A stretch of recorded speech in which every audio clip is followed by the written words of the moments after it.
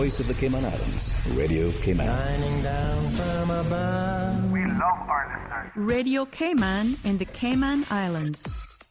For the Record is brought to you by Vamped Motors, the only authorized Ford and Toyota dealership serving the Cayman Islands. Cayman Pharmacy Group, with a location in West Bay and professional pharmacy at CTMH Doctors Hospital. The Cayman Pharmacy Group has a location for you just around the corner. Seaboard Marine, with over 35 shipping ports, find your shipping solution by calling 949-4977 or visit seaboardmarine.com for competitive rates. Rotary Central, for more than 110 years, Rotary members have used their passion, energy, and intelligence to take action on sustainable projects. Fidelity Bank, for all your banking needs, visit fidelitygroup.com. Fidelity, we're good for you. And Roper's Janitorial, complete janitorial service for commercial, industrial, and residential. They get the job done right every time. This is For the Record with Orrett Connor.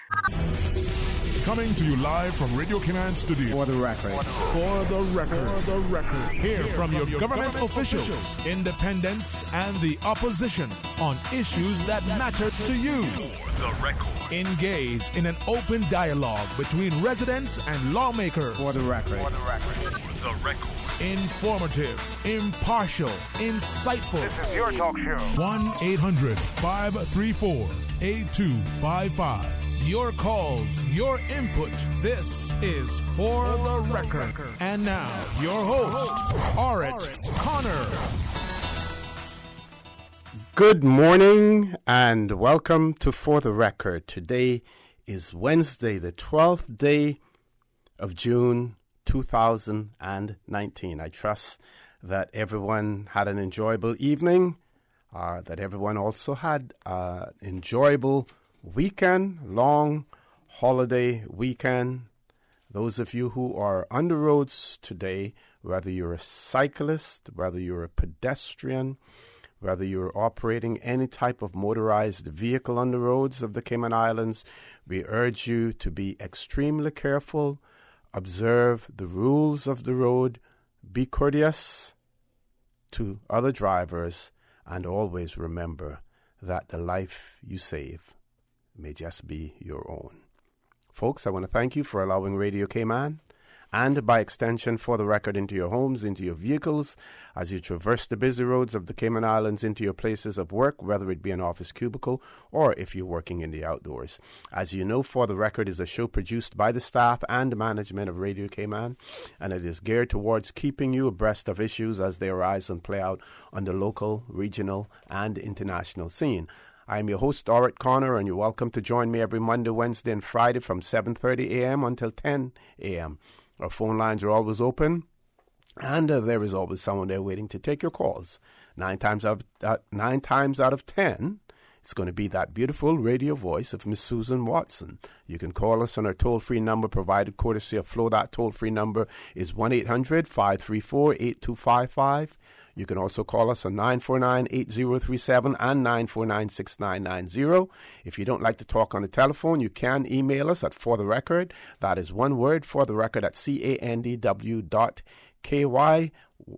WhatsApp us on 925-3261, where we encourage you to send us a text message or leave us a voice note, the contents of which will be played during the course of the show. And of course, you can follow us on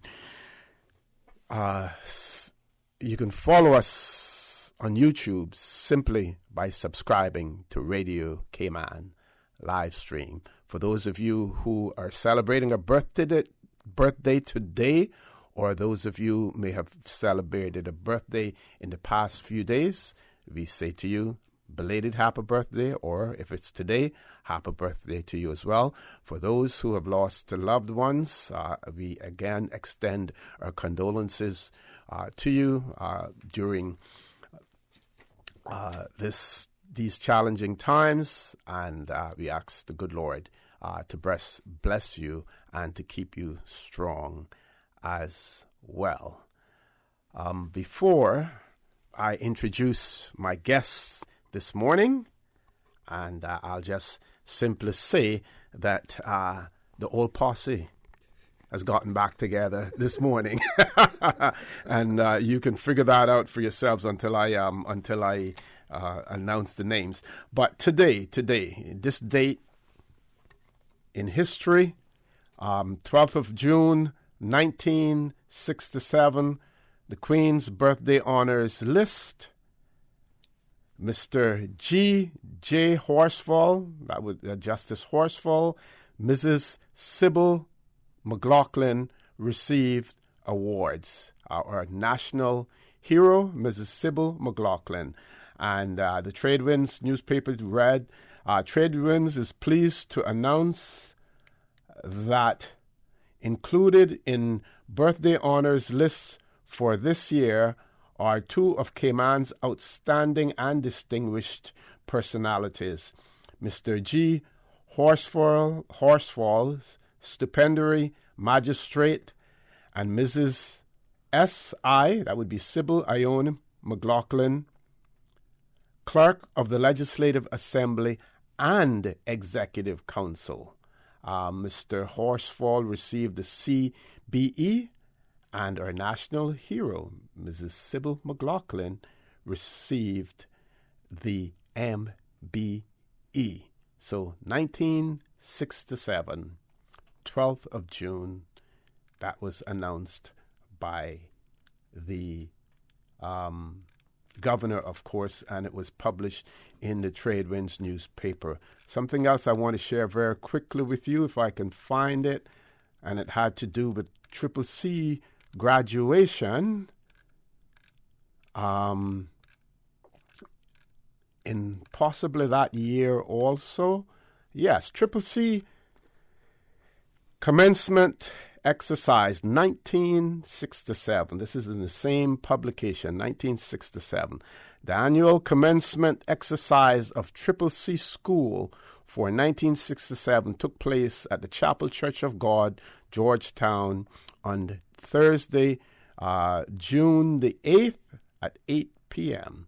The graduates for the year, now listen carefully, folks, graduates for the year 1967, Triple C School, Mara Borden, Martha Borden, Delrose Jackson, and Monica Evans. 4 graduates, Triple C School, 1967.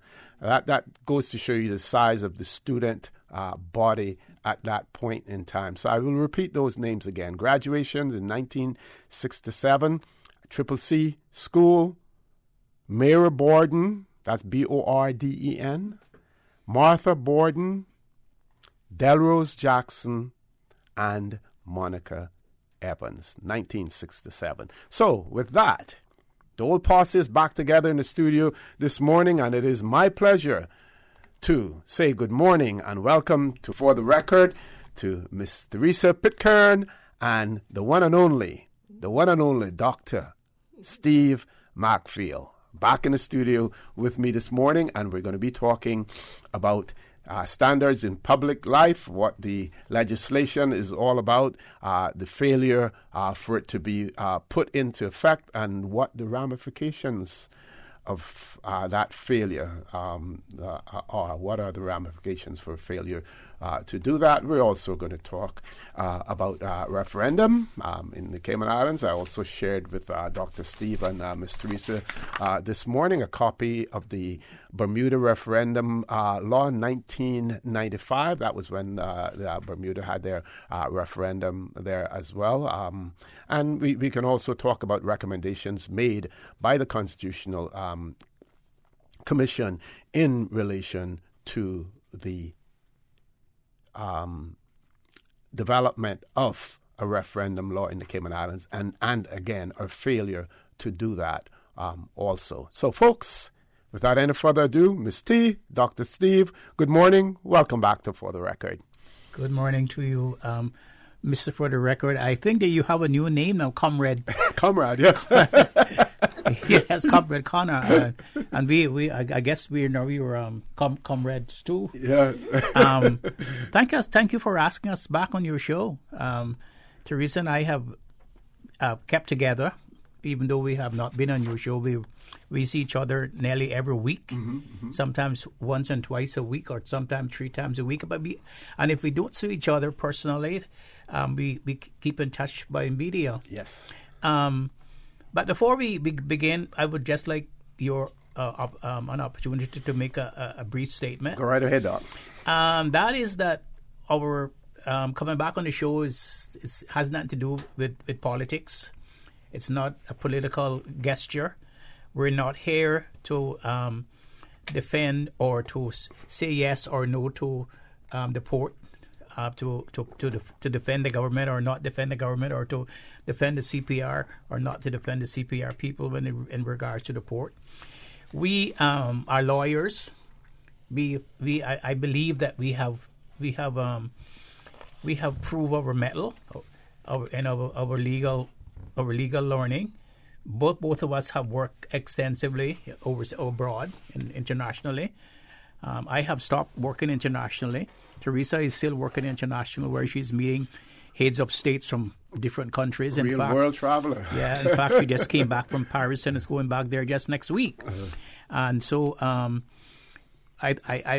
think that it's I can't say that I think that we are well respected abroad for our legal views and our legal advice to people. And that is the reason why we came back on the show to discuss these matters, because we think that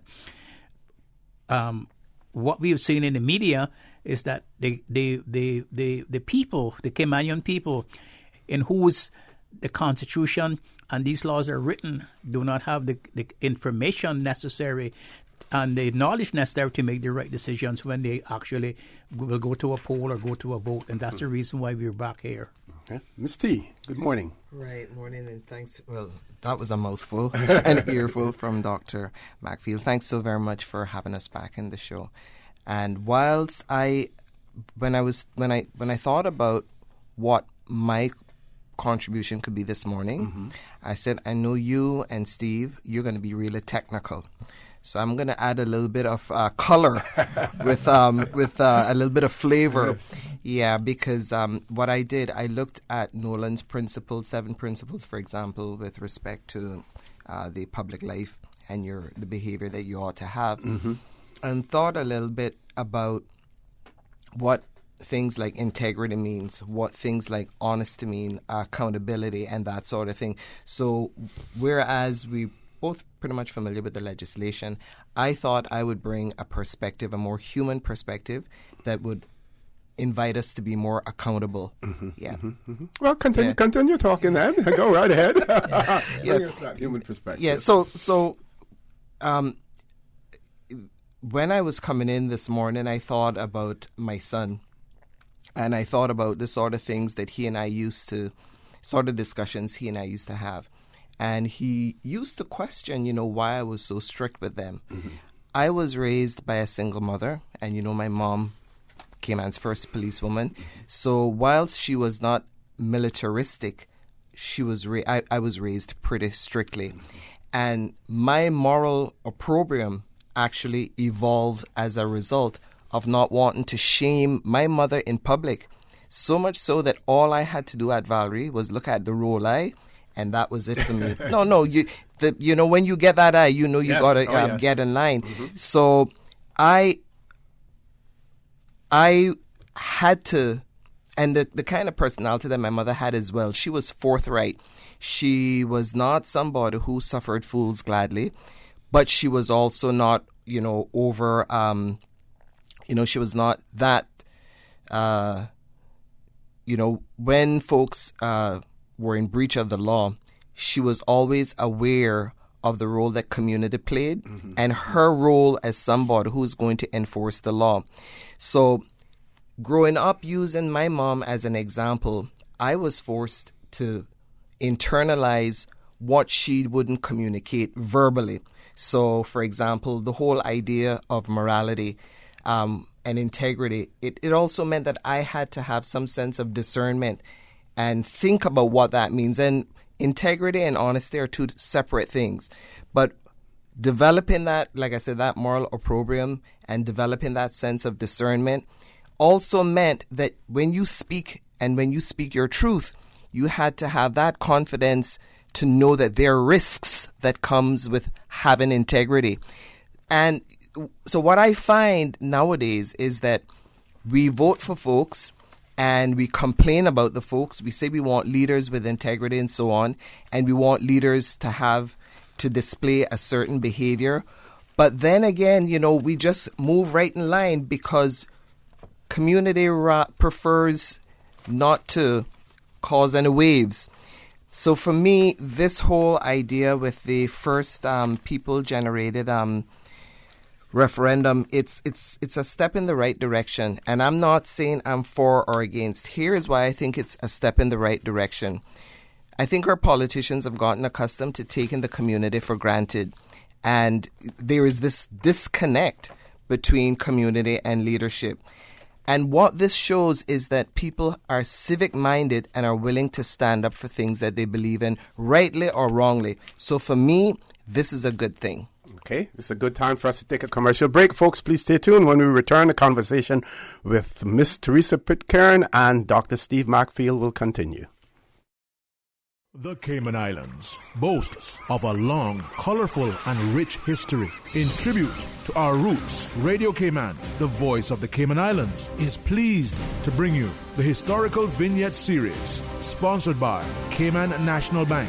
Visit Cayman National Bank today for all of your financial needs. The Cayman Islands, he hath founded it upon the seas. The island of Cayman Brac, which sits on a southwest to northeast diagonal, offered excellent lee protection along most of its northern shore, with locations such as the Bight, Stake Bay, and Spot Bay being home to the majority of the maritime activity. Small communities who thrived on trade, fishing, and shipbuilding were established in these locations due to the combination of waters undisturbed by coral reefs and easy open access between land and sea. One of the largest sources of fresh water was provided through a large cleft known as Watering Place, which was located at the base of the limestone bluff near the Bight. Rain would drip down through the bluff, emerging at the fracture to provide the necessary water for the growing community of traders and shipbuilders. Information from this historical vignette was sourced from The Maritime Heritage of the Cayman Islands by Roger C. Smith. Radio Cayman's historical facts vignettes are proudly brought to you by Cayman National, with branches on all 3 Cayman Islands. Visit Cayman National Bank today for all of your financial needs. When you need stability, think Business of the Year. Considering a new career opportunity, think Best Place to Work. When dependability matters, think Outstanding Workforce. In need of a reliable financial partner, think Bank of the Year. When you seek excellence, think Cayman National. No matter how many accomplishments we achieve, we always set the bar higher. That's why we are the most awarded bank in Cayman, and we are proud to be your 2018 Bank of the Year. At Seaboard Marine, customers often ask us questions about their shipments. Hi, I'm thinking of buying a car from the States. Which port do you ship out of? Hi, we ship out of Miami, Houston, and Brooklyn. Just let us know your port of choice and we can provide you with a quotation and answer any questions you may have on insuring and protecting your vehicle during its journey. Shipping shore to shore, Seaboard. I remember playing at 7 Mile Beach as a boy, eating mango by the sea, learning how to snorkel. My mother, she worked so hard to provide for our family so that we could have those moments. Seeing her age has been tough.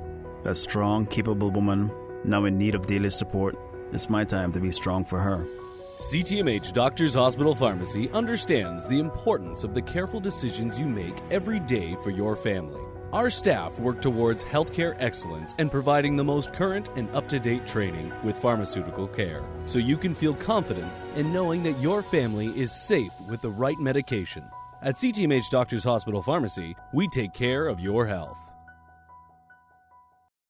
They say cleaning your house never killed anyone, but why take chances? Spend your time doing what you love and leave the rest to Roper's Janitorial. Complete janitorial service for commercial, industrial, and residential with 24-hour emergency service. Roper's Janitorial, 949-2511. Email janitorial@ropers.ky. Take back your life and get the job done right the first time. Roper's Janitorial, 949-2511. Saturday, June 15 from 11 a.m. at the Rotary Schoolhouse at the Queen Elizabeth II Botanical Park in Northside. It's Nature's Explorers Storytime by Rotary Central. Come along, skip along, little boys, little girls.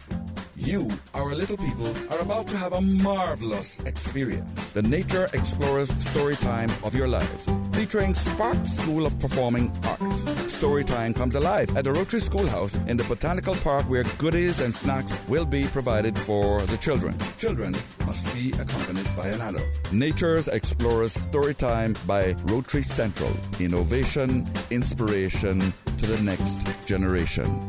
Rotary Central. Be the inspiration.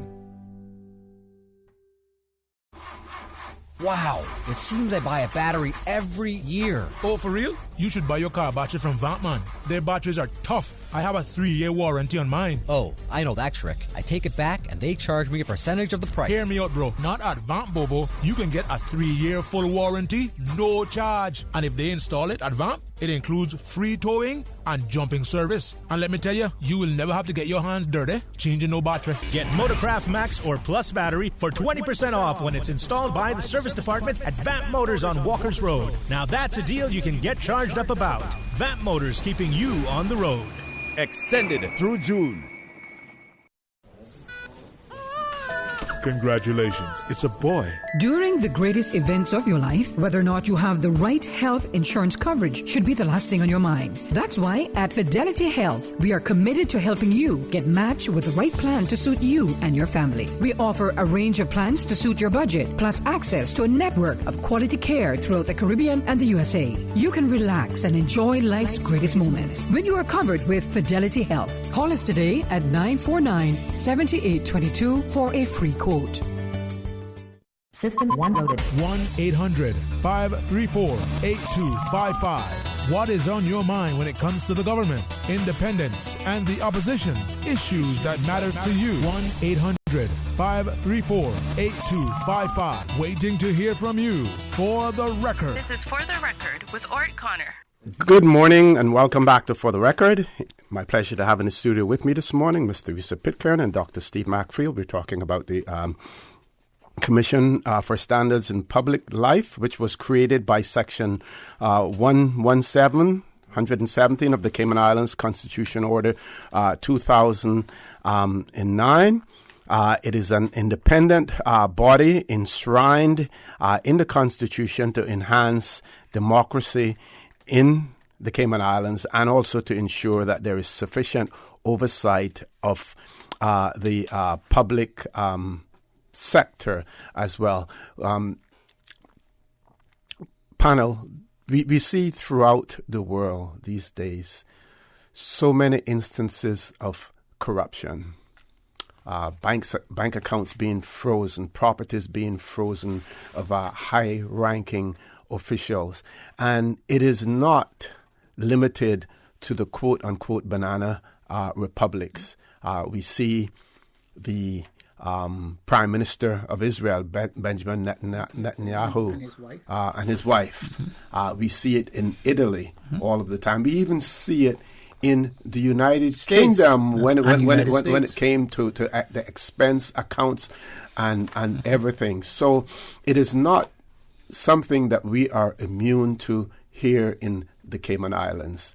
And that is why it is so important to ensure that we have legislation and that we have things put in place to ensure the public integrity. Yeah, I agree with you 100%, Orrett. And when you look at the explanatory guide to the 2009 Constitution, if you look at that, and I would like to just read from what it says. Go right ahead. It says, currently, there is no governmental organization that monitors the actions of politicians, high-ranking public officers in order to ensure that they are adhering to ethical standards. That was before the 2009 Constitution. This is what the explanatory note was for the reason for a public and standard life law. And they say proposed a commission for standards in public life would be established. Now, the commission for standards in public life would be had to be established under the law, which is the the Standard Public Life Law under Section 117 of the Constitution.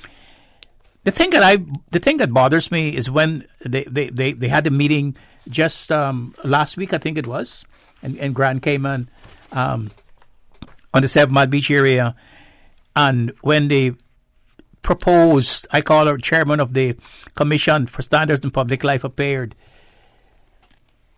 But the question I haven't gotten an answer to is how can you have a Commission for Standard Life and a chairman appointed when you don't have a standard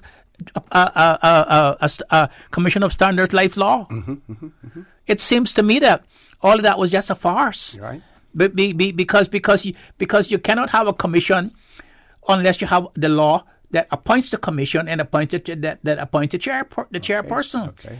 Now, one of the reasons why the Standard and Public Life Law has not reached the people is because there are several reasons, but the main reasons that the government has given is because they say that people on certain boards do not want to disclose their interests, and therefore they don't feel like they could serve on the boards. And it may have been too far-reaching. Not only was in relation to them, but other family members as well. I'm sorry, but there is a law, and how can some personalities actually prevent the law from taking into effect?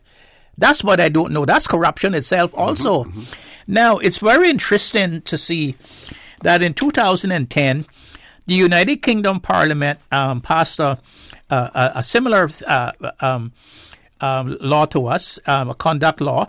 It says the Ministerial Conduct Code that was passed in 2010 on September the 20th, 2010 in the UK. It outlined the standards of conduct expected of ministers and how they should discharge their public duties. The Standard of Public Life law also is similar to what they have done in the UK, in the United Kingdom. And to not at least have a Standard in Public Life law since 2009, something is wrong. But it seems to me that people they don't really care if there's a public and standard life law, because similarly, the way people are with the port issue, they should be vigilant with this to get a standard in public life law also, because this goes to the heart of what government is all about. It touches the very essence of democracy and government, and I don't understand why a standard in public life law. Now, I would just like to read for your readers what the Commission should be doing. Okay, we have about a minute. Yes. Is that sufficient time for you to read it, or do we want to do it after we return? I could probably do it afterwards. Okay. Yes. Well, what I'll do in the meantime is just for the benefit of our listening and viewing audience to point out to them that the Standards in Public Life Law was passed by the Legislative Assembly on the 31st of January 2014. Yeah. It has never been promulgated, so it basically sits there. Now, also, when you talk to the elected members of the Legislative Assembly, they will say, well, we have a register of interests where we have to register our interests in the Legislative Assembly. But that's for them, and that is not sufficient, and that can't be equated to standards in public life it's not legislation as well. So, folks, we have to take a break. We've reached the top of the hour, 8 o'clock news. When we return, the conversation with Dr. Steve Macfield and Ms. Teresa Pitcairn will continue, so please stay tuned. Thank you, Mr. Connor. And studio time now is 7:59, brought to you by Price Right. Price Right is Grand Cayman's warehouse shopping superstore, making your dollar go further with huge savings and no membership fees. Get more of the things you use every day at the right price. But it's not just grocery and health and beauty. Price Right has a full range of products from office to automotive, patio furnishings to kitchen appliances, and even electronics. And since warehouse prices mean savings for you, everything is priced right at Price Right, Grand Cayman's warehouse shopping superstore. The voice of the Cayman Islands. 89.9 FM in Grand Cayman and 93.9 FM in Cayman Brac and Little Cayman. Silver wings sunlight. Radio Cayman. Follow Radio Cayman on Twitter. Radio Cayman on Twitter. All the latest information, breaking news, community events, and more. Follow us at twitter.com/Radio Cayman. Access. Information. Your community. News and information. Radio Cayman is your choice, your voice for today's biggest news. Radio Cayman.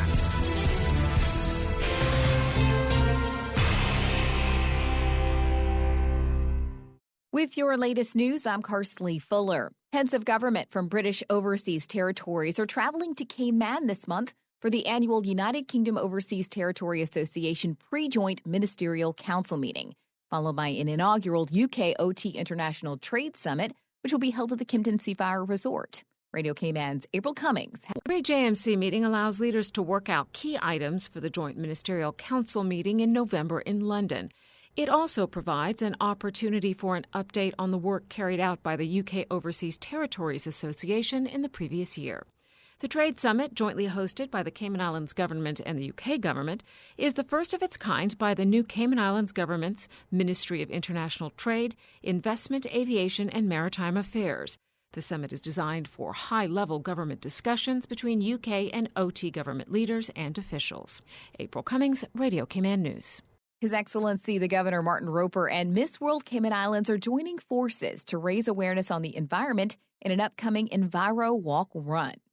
It's basically to bring awareness to the environment. It's a walk run, not just awareness to the environment, but we also want to promote a healthy lifestyle. So we thought that that would be the best way to kind of put the two together. We're planning it right now, but basically we'll have certain nonprofit organizations, environmental nonprofit organizations there as well to kind of talk about what they do as well, and then we'll have little signage there. But the main thing is just to bring awareness to it. So if you want to come and do the walk, bring your own sign, feel free to do that. Kelsey Bodden tells Radio Cayman the Environ Walk Run happens on June 30th from 7 a.m. until 10 at Safe Haven. More details can be found at caymanactive.com/EnviroWalk or at EnviroWalk Cayman on Instagram. In regional news, a 7-member jury has found Detective Corporal Kevin Adams and Constable Jerome Wright not guilty of the 2012 murder of Anthony Toby Trout in Jamaica. The jury returned the verdict less than an hour after retiring for deliberations at 2:20 p.m. During the trial, which started May 13th, the prosecution led evidence that the policeman shot and killed Trout in cold blood in the area called Racetrack in Clarendon in February 2012. The police officers, who did not deny opening fire on the deceased in unsworn statements last week, insisted that they acted in self-defense, claiming that Trout fired at them first. Adams and White are among 13 officers from the Clarendon Police Division who were, in 2014, charged by the Independent Commission for Investigations for allegedly carrying out extrajudicial killings as part of a so-called death squad based in the parish. Adams was acquitted of a murder charge in January, but is awaiting trial for the killing of Adolph Washington at the May Penn Hospital on January 14, 2013. He also faces another court case after that. Now with a check of international news, here's the BBC, which will take us out of the newscast. I'm Karsley Fuller from Radio Cayman's newsroom. BBC News with Jerry Smith. Hong Kong police have fired rubber bullets and tear gas at protesters amid anger over a new bill allowing extradition to mainland China.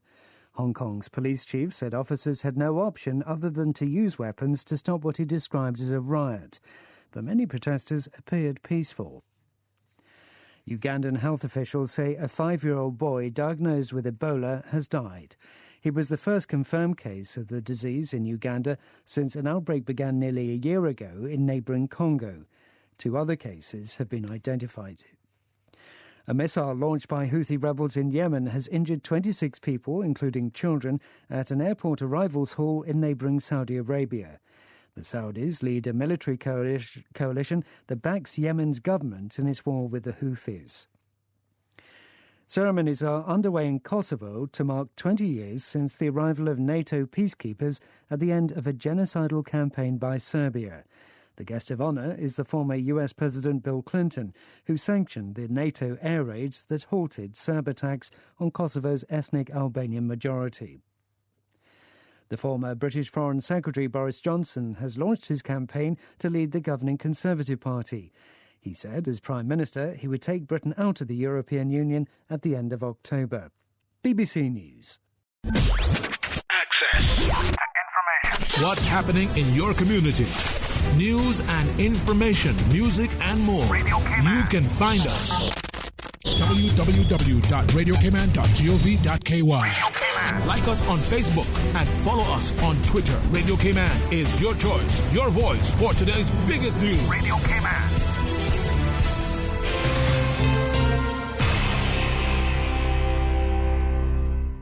Radio Cayman 3 to 6 mix on the weekdays. Brought to you by Cayman Insurance Center, serving the community for 45 years. Don't take chances with your family's future. Call Denise Brown at 814-7229 or Michael Webster at 925-5433. Fitness Plus and Train with Dre. Getting in shape has never been easier with the mobile fitness app by Train with Dre and the new Eco Power Sport Art Equipment. Every day. All the time. Visit fitnessplus.com for more information. And City Walk, serving Chinese, Japanese, and Filipino dishes until 11 p.m. each night. East meets West at City Walk. Dine in, take out, or order online. See their full menu at citywalk.ky. Call 947-9965. Ultimate Party Show in the afternoon. Radio Cayman Super Jam. There are plenty of reasons to be a Logic customer. There's lightning-fast internet connectivity. There's the great overall customer experience. And now, you can improve your Wi-Fi connectivity with Logic Boost Wi-Fi for free. With Boost, you can extend your freedom to stream, game, and download seamlessly anywhere in your home, like your patio or your underground lair if you have one. Sign up now for any Logic Bundle package and get free Boost Wi-Fi for a limited time. Visit logic.ky for details. The Weather Report is proudly sponsored by Super Stitch Sewing and Fabric Center, your one-stop household store at 39 Pasador Place, Smith Road. Still offering the best prices in town. Call 949-2833 or go to superstitch.com.ky. New stock has just arrived at Super Stitch. Now don't take my word for it. Drop by and see for yourself. Fresh off the boat, we have loads of fabric, vinyl upholstery fabric, fabric for cushions, outdoor fabrics, and dress fabric. That's not all. Super Stitch has sewing accessories and craft items. Included in the new shipment, you will find sheets, comforters, throw pillows, bath mats, rugs, and curtains for every room in your home. Super Stitch, 39 Pasador Place, Smith Road. Still offering the best price in town. Call 949-2833 or go to superstitch.com.ky.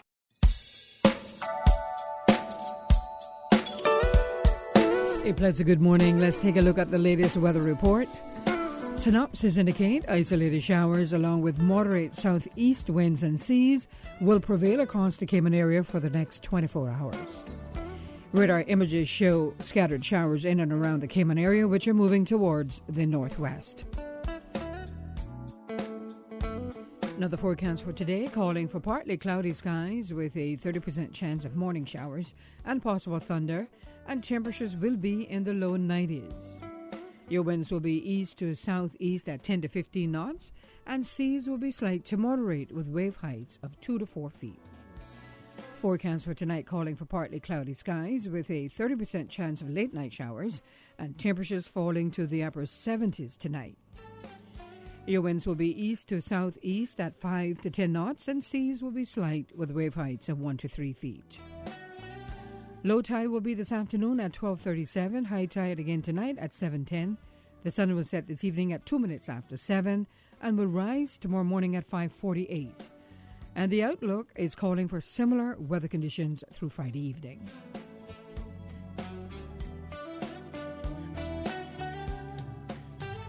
Super Stitch Sewing and Fabric Center was a proud sponsor of the Weather Report, your one-stop shop for all of your household items, craft items, jewelry, beads, and decorations, and much more. Call Super Stitch at 949-2833 or email customer care at superstitch.com.ky.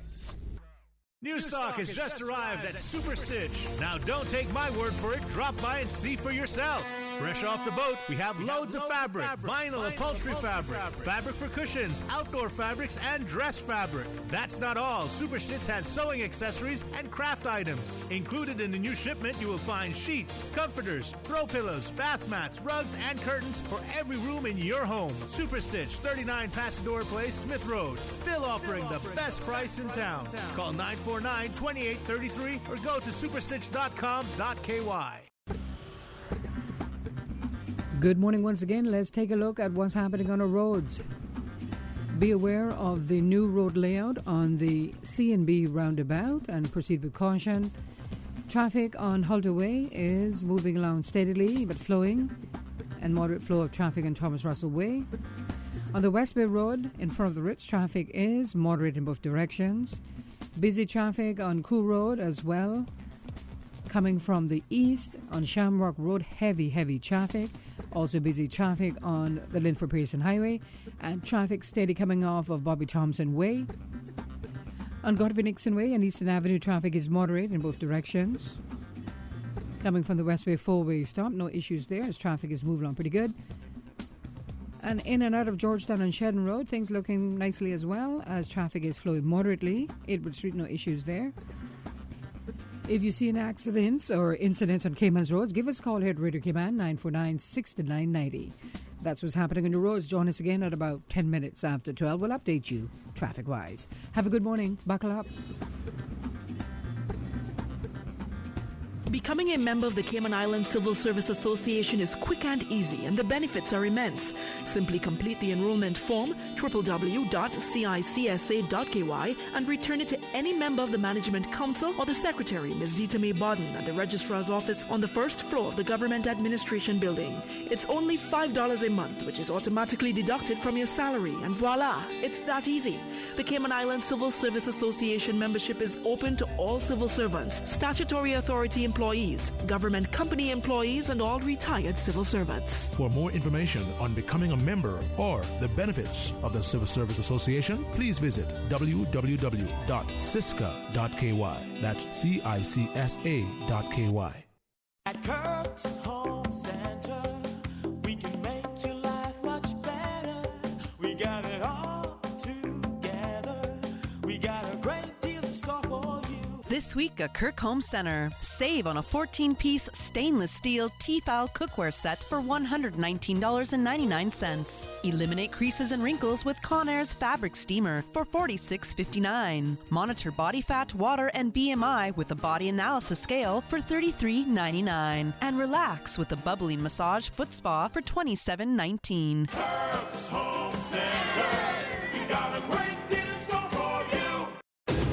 Get set to get wet at the Flowers 1 Mile Sea Swim on Saturday, June 15th. Be a part of the world's richest open water event with over $100,000 in cash and prizes to be won. 1 in 7 wins. Celebrating 27 years with Swim and Win. Random prizes including smartphones, tablets, airline tickets to London, New York, Rome, Portugal, Dublin, Los Angeles, Brazil, Mexico, Toronto, Montego Bay, and more. No race day registration and limited to 1,000 swimmers. So register online today. Visit flowersseaswim.com for more information. All registration fees will be donated to the Special Olympics Cayman Islands. The 27th Annual Flowers 1 Mile Sea Swim on Saturday, June 15th. Proud sponsors include the Flowers Group, the Department of Tourism, Davenport Development, Cayman Airways, Flow Cayman, and Ministry of Education, Youth, Sports, Agriculture, and Lands.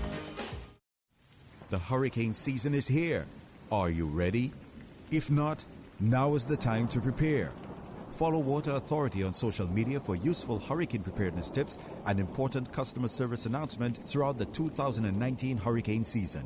You can also download free hurricane preparedness brochures from the Water Authority's website at www.waterauthority.ky. Be aware, be safe, be prepared. For the record, with Orrett Connor. Initiating system. For information that matters. For the record, with Orrett Connor. Continues right now on Radio Cayman. Good morning and welcome back to For the Record. In the studio with me this morning, we have Ms. Theresa Pitcairn and Dr. Steve MacPhail. We're talking about standards in public life legislation, law passed in 2014 14 has not been brought into effect yet. Folks, recently there was a regional Commonwealth anti-corruption seminar that was held here in the Cayman Islands, and notably absent from that conference, it was noted that neither elected ministers, government backbench, or even opposition MLAs were present or were in attendance for the opening of that regional seminar. That was noted by Cayman News Service. Now, I'm not sure the reasons why elected politicians were not there, whether or not they didn't want to face the music in relation to the absence of legislation or effective legislation, because it's not in effect yet here in the Cayman Islands or otherwise. But there was notable remarks made by His Excellency the Governor at that conference as well, and I'd like you all to share that with our listening and viewing audience, and also your views as to why you believe the politicians never showed up to for that seminar. I certainly can't speak for the politicians, but what I did do, I tried to reach out to a couple, and one responded, and in very cryptic terms, and said, "You continue to do your research." And so I did. And then I discovered that the Secretariat must have had the incorrect email addresses for the independents and for the opposition. That was what was disclosed in the research. So I text my response saying, "Well, is this the reason why folks certainly in the opposition didn't attend?" And the response was, "Well, this is not today that this has been going on." Apparently, this lack of communication because of the email addresses has been going on for quite some time. Okay. But be that as it may, and when I looked at the article, it looked as though the Secretariat sought to apologize as well. Okay. So, but here is the thing. And you know me, I'm pretty straightforward and like to go to the beef, which is why you all can't have me on here to regular, as the old people would say. I noticed in the article that the new governor says that he takes this seriously, and he's happy to work with folks on the commission. And I noticed that the chairperson, a really dear friend of mine, Rosie, said that there's not a lot that the commission can do because they don't have the legislation, which actually makes sense. But you and I and Steve know that if the governor was really serious, he would pass the legislation right. Yes. And so that begs the question about what serious or taking that responsibility seriously means. So that's one thing. The other question that I had was the whole notion of leaders and having a legislation that is designed to manage that behavior. We know that when our politicians are going around and campaigning, they tell us barefaced lies. Right? And, our community and the politics is very polarizing, and it's very, very mean-spirited. In fact, the same politician that I reached out to last night, was encouraging me to get involved again politically. And I said, I will always have a civil duty to this community, and I will always contribute in a meaningful, reasonable way. But whilst never say never, it's very, very, very unlikely that I'll ever run again because... And, to the point that he raised, he says, when you campaign, you focus on the issues. And I says, well, that's what we're supposed to do. But the fact is, our leaders lie. They lie to get elected. And once they get in, they lie again. And in spite of the oaths that they take, they still don't keep that oath. So it questions whether or not our leaders have the kind of morality that we have of, the expectations that we have of them. And the question also is, why do we continue to elect some folks that, display, the behavior that we find offensive. This is not to say that folks that run are not good people, because I'm not getting into that. I am just looking strictly at the behavior in terms of how they measure morality, how they measure responsibility, how they measure accountability. And,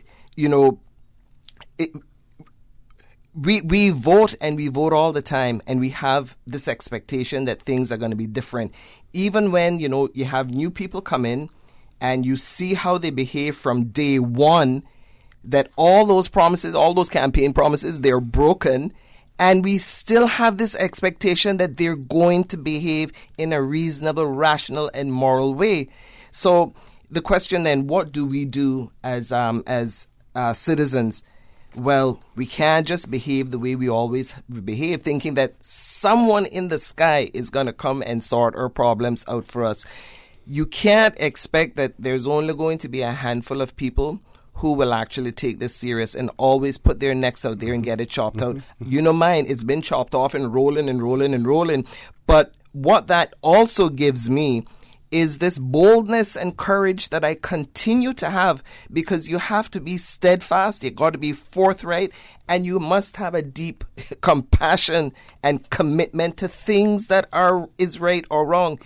You have to have that reflective inward capacity to discern in your mind what is right, what is wrong. Are you going to stick up for what is right and what is wrong? And then are you going to stand and say it publicly?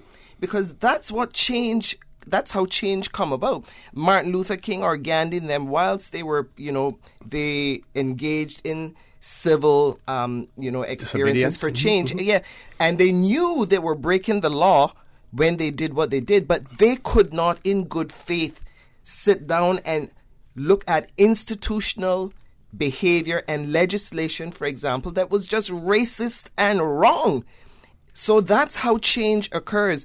You stand up for things and you say it out loud. You don't whisper it on the porches and think that God's going to come in. In fact, Jesus used to run from that kind of behavior. And indeed, he would question those who actually embraced that type of behavior. So the expectations that we have, it's not things won't change unless Caymanians have the courage. I keep talking about that thing, courage. And that doesn't take brilliance. It doesn't take academic brilliance. This is just a lived experience. You know what is right. You know what is wrong. Stand up. Stand up and be counted and hold on to it. Even when this runs risk, because change, nobody's going, when slavery ended and folks wanted to get pay for the slaves and wanted to retain the property and all of that, the people that are usually behaving in a very irresponsible and morally corrupt behavior, they're not going to want to easily give up what they want. So you have to know what you're doing is right. You're willing to stand up for it. You're willing to stand up and be counted. And you know that this propels risks. But you got to stand truth. You have to live that truth. And me, because that's been the way I've been forever, and thank God for the mother that I had, who said to me there was nothing wrong through her behavior in standing up for what you believe in. So everybody know, when they see me now, they know when Teresa says something, she's not going to hide behind some kind of craziness or tell you something that's not true. I'm not going to embarrass you. I'm not going to shame you. But what I'm not going to do is sit down and swallow a lot of nonsense. And what they did, Teresa and Orrett, was that they exposed Rosa Whittaker Miles to this international audience as chairman of a committee that really doesn't actually exist in law. Because if that committee would have existed in law, there are 9 things that the Standard in Public Life said that they would be responsible for. And one was to assist in setting the highest standards of integrity and competence in public life in order to prevent corruption or conflict of interest. 2, monitor standards of ethical conduct in the LA cabinet and on the part of public authorities and public officers. 3, supervise the operation of registers of interest. 4, investigate breaches of established standards. 5, review and establish procedures for awarding public contracts. 6, review and establish procedures for appointing members to public authorities and the terms of their appointment. And 7, recommended codes of conduct to prevent any minister, public authority, or public officer from using their powers for personal benefit or advantage, and recommended legislation to provide appropriate sanction. And let me stop there. If that one had been in place, there would not have had to be any criminal sanction procedure brought against the last Premier McKeever Bush when he used his credit card. Can you repeat that particular? Recommend codes of conduct to prevent any minister, public authority, or public officer from using their powers for personal benefit or advantage, and recommending legislation to provide appropriate sanctions. McKeever would not have had to go before the court for that, because there would have been sanctions inside to prevent them from doing that. And then number 8, regularly report to the LA, and 9, carry out any other functions that may be set out by a law passed by the legislature. So those are the reasons why it seems to me that they didn't attend, because they couldn't stand up to their international colleagues and say, well, why we are here, but we do not have all of these things in place. It would have been like what would it have been? Like going to Caesar and acting as if you were Caesar? So the problem with it is that they do not actually want to put these laws into place. And that is one reason why they did not attend.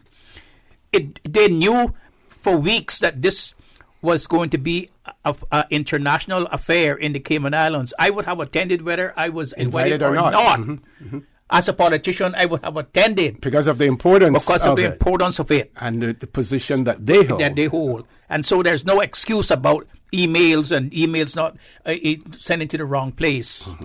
Okay, we have one caller. Before we go to that caller, Ms. Teresa, you mentioned the Nolan principles, and I just like to point out that they include selflessness, integrity, objectivity, accountability, openness, and honesty, and those are the leadership qualities, as well, and leadership. Yes, and those are the qualities that you would want to see in our politicians and our public officers. Let's go to the phone lines.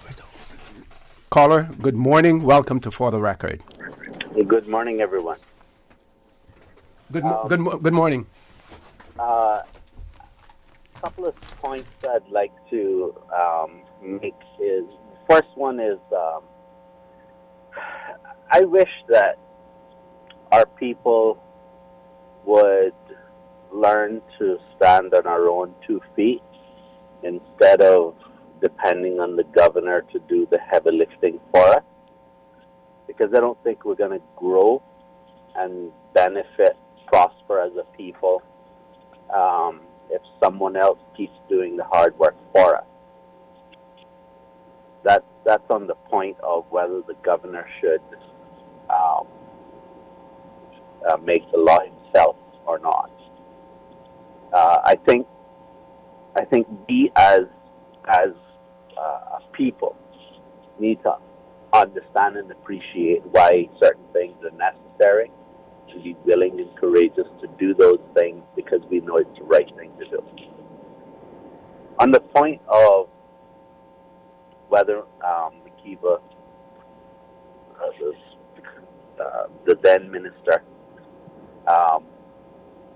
should have gone to court, I remember vividly the discussion in the Legislative Assembly about expenditure, and the question was asked by Mr. Kurt Tibbett back then for clarification about what would happen if a minister used their credit card.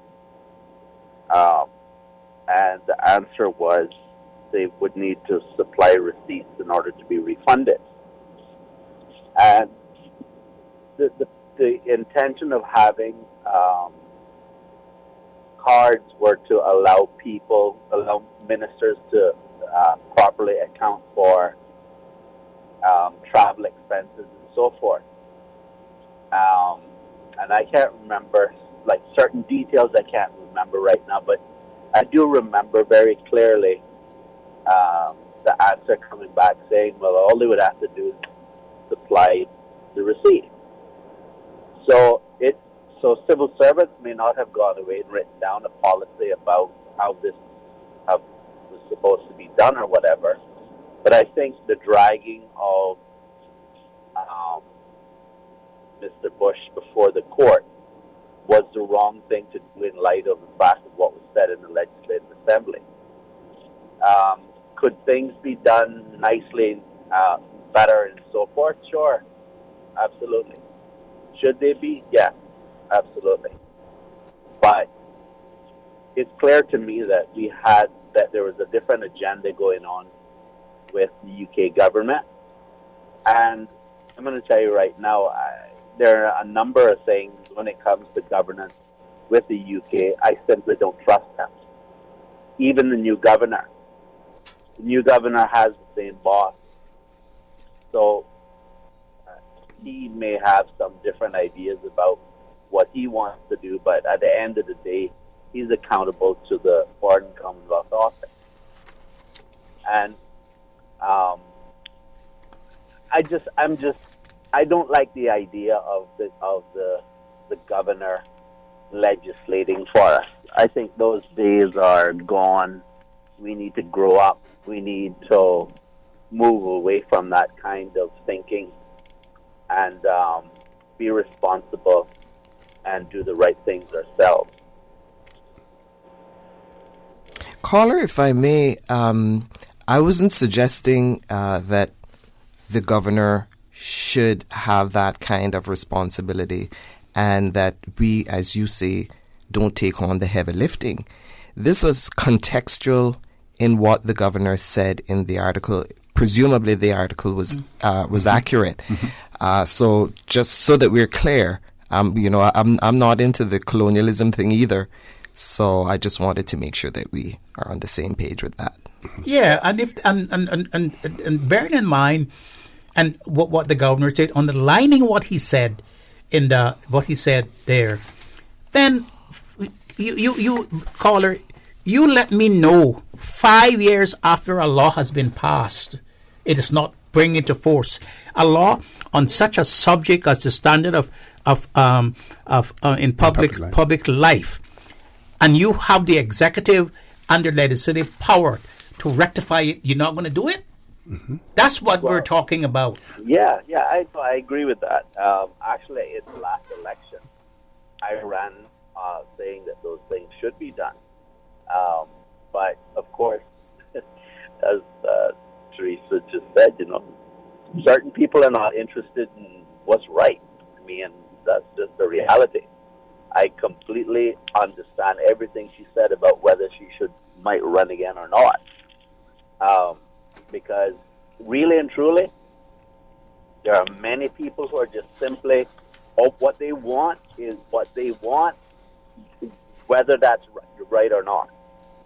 And I just think we're in a really sad state of affairs. And this is not limited to Cayman. Other countries are experiencing the same thing.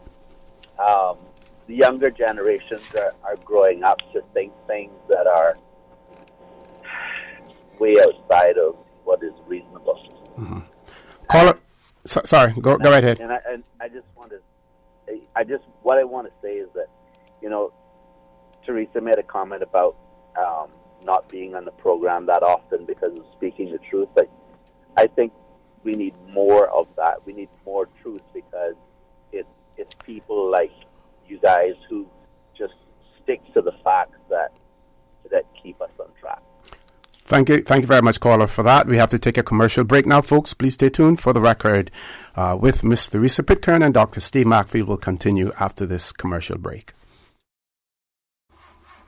Wow. It seems I buy a battery every year. Oh, for real? You should buy your car battery from Vatman. Their batteries are tough. I have a 3-year warranty on mine. Oh, I know that trick. I take it back and they charge me a percentage of the price. Hear me out, bro. Not at Vamp Bobo. You can get a 3-year full warranty, no charge. And if they install it at Vamp, it includes free towing and jumping service. And let me tell you, you will never have to get your hands dirty changing no battery. Get Motorcraft Max or Plus battery for 20% off when it's installed by the service department at Vamp Motors on Walkers Road. Now that's a deal you can get charged up about. Vamp Motors, keeping you on the road. Extended through June. CTMH Doctors Hospital Pharmacy, formerly known as Professional Pharmacy, would like to thank the Cayman communities for their loyal support these past 18 years. Our staff work towards healthcare excellence and providing the most current and up-to-date training with pharmaceutical care. Thorough background checks and follow-up consultations is only the beginning. Your safety is our concern. Our staff are respected healthcare professionals whose job requires careful and precise calculations. Thank you for being a part of our family and for choosing CTMH Doctors Hospital Pharmacy, where we prepare to provide exceptional care. At CTMH Doctors Hospital Pharmacy, we care about your health.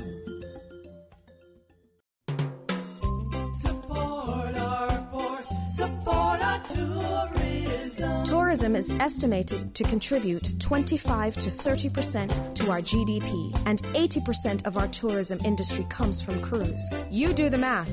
It's time to build the piers and protect our cruise tourism industry into the future. Looking forward, looking bright. Learn more and spread the word. Support our port, support our tourism. Sometimes having a middleman is not a bad thing, especially when it comes to insurance. Do you know that when it comes to cost, ease, speed, and peace of mind, insurance brokers ranked higher than when customers buy direct? So, for all your insurance needs, call Fidelity Insurance. We're the middleman you want. Call us today at 949-7822. Fidelity. We're good for you. System 1 loaded. 1-800-534-8255. What is on your mind when it comes to the government, independence, and the opposition? Issues that matter to you. 1-800-534-8255. Waiting to hear from you. For the Record. This is For the Record with Orrett Connor. Good morning and welcome back to For the Record. My pleasure to have in the studio with me this morning Ms. Theresa Pitcairn and Dr. Steve McField. We're talking about standards in public life and the failure of us here in the Cayman Islands to put that legislation into effect, and what the ramifications for that could be as well. I was looking at the legislation itself. I wanted to see what the it's a law to preserve and promote the integrity of public officials and institutions, and for incidental and connected purposes. So it was a law to preserve and promote the integrity of public officials and institutions in the Cayman Islands. But so far, that is not being done because the legislation is not in effect at this point in time. Now, if folks, one of the reasons given has been the intrusion or the possible intrusion into people who are serving on boards, voluntarily serving on boards, the possible intrusion into their lives and finances as well as their family members. And I would then ask the question, how much consultation was sought, in particular from those persons who would have been affected or who would be serving on boards and committees within government, was sought before this legislation was actually or after it was drafted and before it was put to the legislative assembly? Because do you pass a law only to find out later on that people don't want the law? Is that really what we should be doing? Well, other than the regular time limit for bringing the law, I think it's 21 days. That is the statutory time limit for bringing the law before the legislature. But there should be vast consultation before that you reach that 21 days of the proposed bill or the green paper and which it should be on. You're talking about the bill that's going before the parliament, before the legislature. I mean, but there's also a green paper which is crafted even before it comes into a bill. That is the thing that you go around with to your communities and you discuss them with people, and especially when they affect people directly, especially when they affect people to serve on boards and commissions and other organizations like that. That's when you have the consultation process that you go from district to district, from electoral district to explain to people what the ramifications are, to get their feedback. So that you don't pass a piece of legislation and then come to find out that people are not going to abide by it and they're going to disown it and they're not going to take ownership of it. That is not the way you run the democratic system, especially when it comes to pieces of legislation that, as they say, as it say, to enhance the democracy. Mm-hmm. Okay, we have one caller. Let's go to the phone lines. Caller, good morning. Welcome to For the Record. Good morning. Good morning, sir. How are you? Fine, and you all? We're fine. Thanks. I had one question. Maybe Dr. Steve can answer there concerning the kind of government we have. I understand that Bermuda have fully internal self-government, but Cayman don't. Can you explain a little about the difference in that, if that is correct? That's correct. We had a chance to obtain full internal self-government back in 1962. That is when Jamaica became independent. Remember, up until 1962, we were not a colony of the United Kingdom. We were a dependency of Jamaica. Jamaica was the colony. We were a dependency of Jamaica. When Jamaica went independent, was going to go independent in August 1962, Governor Blackburn came down to the Cayman Islands and had meetings with the people and the Legislative Assembly on the 18th and 19th of January.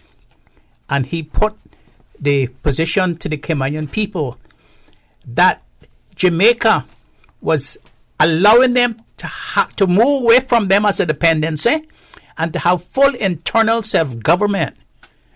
And the only thing that we did not have for ourselves was to defend ourselves and external affairs. And Jamaica would sign a contract with us to provide those services for us for £10,000 a year. Or we could do away with the idea of having full internal self-government and become a crown colony directly ruled from United Kingdom. The debates were held at the town hall, which was the Legislative Assembly, and people outside. Dr. Roy McTaggart carried the day and the people decided after his speech, which it's called the famous no gray ball, it either has to be black or white. And Dr. Roy swayed the people to not accept full internal self-government, but to accept to become a crown colony. And with a clap of hands, the people, and by the way, this referendum, if it happens, is not the first referendum. That was the first referendum. The referendum was by a clap of hands. And the majority of people decided that they wanted to be a crown colony. And the delegation from Cayman went up to the conference in United Kingdom and got crown colony status. That is the reasons why we do not have full internal self-government like Bermuda today. And some people say that Dr. Roy saved the day.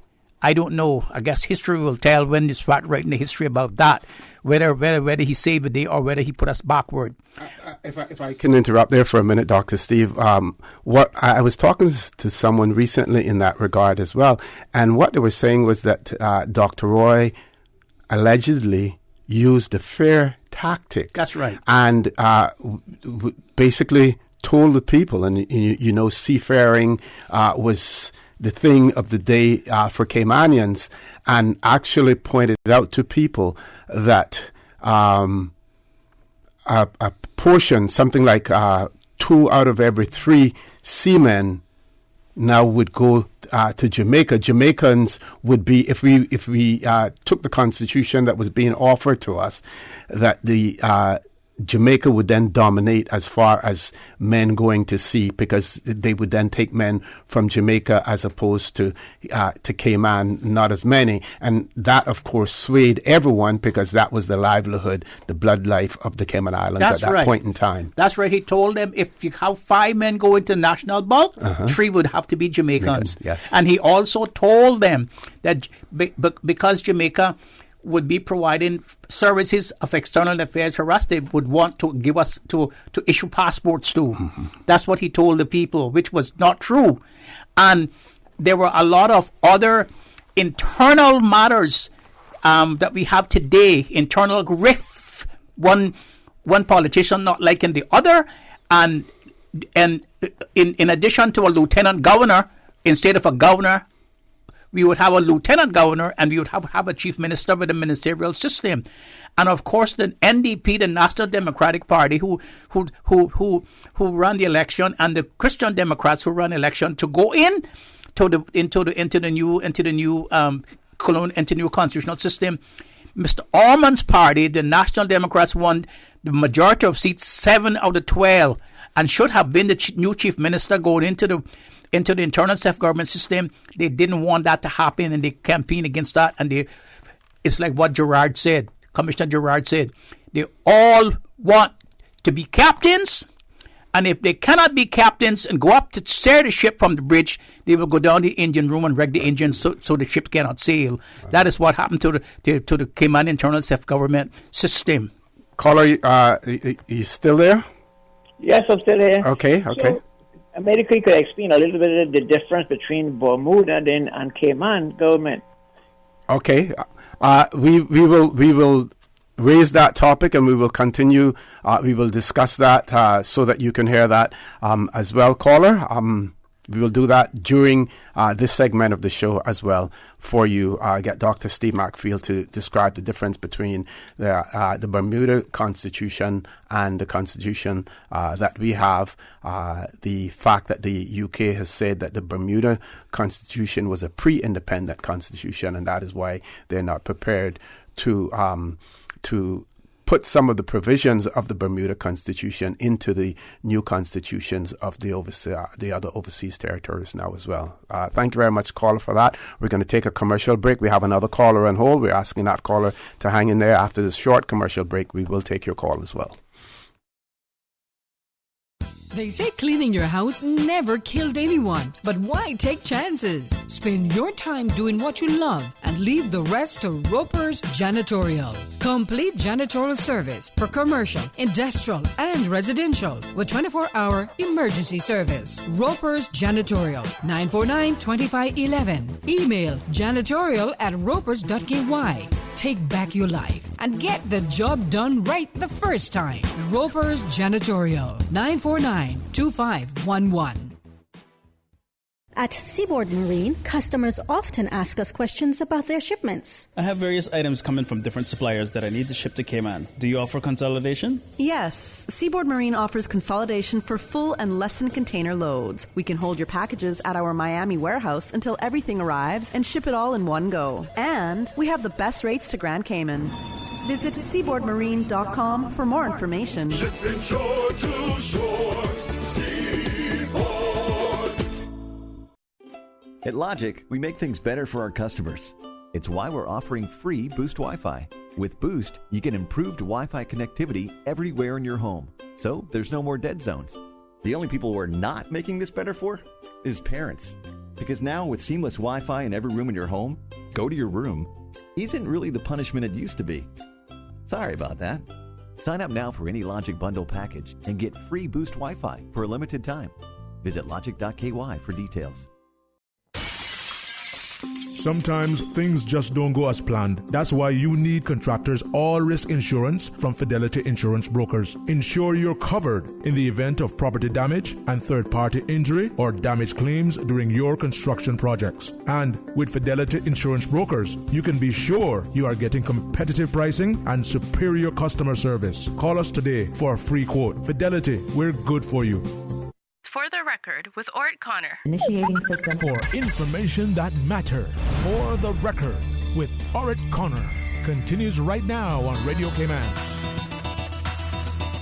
Good morning and welcome back to For the Record. We're going to the phone lines as promised. Caller, good morning. Welcome to For the Record. Hello, good morning. Good morning, caller. Good morning, Dr. Maxfield, and to you, Mr. Connor. Morning, sir. And Teresa's here too. Yep. I want Teresa. My apologies. I didn't hear you. I was listening, obviously, to the caller before last, and then your explanation, Mr. Maxfield. And obviously, I think that as a person who do an immense amount of reading in Cayman's history, and a lot of times the things that you read are not necessarily how they went. And Mr. Maxfield, you would attest to that, because a lot of Cayman's history has been miswritten based on theory more than facts. But what I will say is that after listening to you and obviously reading that section of history, especially during the Lancaster days, it's really unfortunate that the biggest weapon that has ever been used against Caymanians was the deprivation of education. And a lot of the times where we find ourselves in these positions is because politicians had done such a great job of spreading propaganda to convince people that was the right thing to do. And this is one of those cases where even in the Lancaster days, where there was discussions about self-internal government for Cayman, and those things went on deaf ear because the mass majority of Caymanians just weren't educated to the realities of what was really happening. They were taking the promise and the word of a politician. And that too happened in Jamaica with Jamaica's independence. When Bustamante was negotiating at Lancaster House, Manda went back and convinced the people that Bustamante wanted to go independent, which wasn't the case. It was just a discussion. And then he convinced the people to vote against Bustamante, and then essentially went independent. But if we know one thing about history, it only repeats itself when you get it wrong. And until we start an education and an aggressive educational process to educate our people in Cayman on the realities of what's happening in Cayman and the development of Cayman and who it's for and how it's going to end up and what it's going to look like, we're not going to have an educated democracy, and we're going to always continue to elect people who got the biggest goodie bag, and who Turkey politics will always play its role if we don't educate people. So all the stuff that is talked here today is absolutely relevant, because we got to draw the line somewhere and start that trek on educational freedom, because if we don't do that, it's going to be hard to convince the masses who are already subliminally taught to believe one way of a system when there's actually a way or many other ways that the system can work that is inclusive of everybody.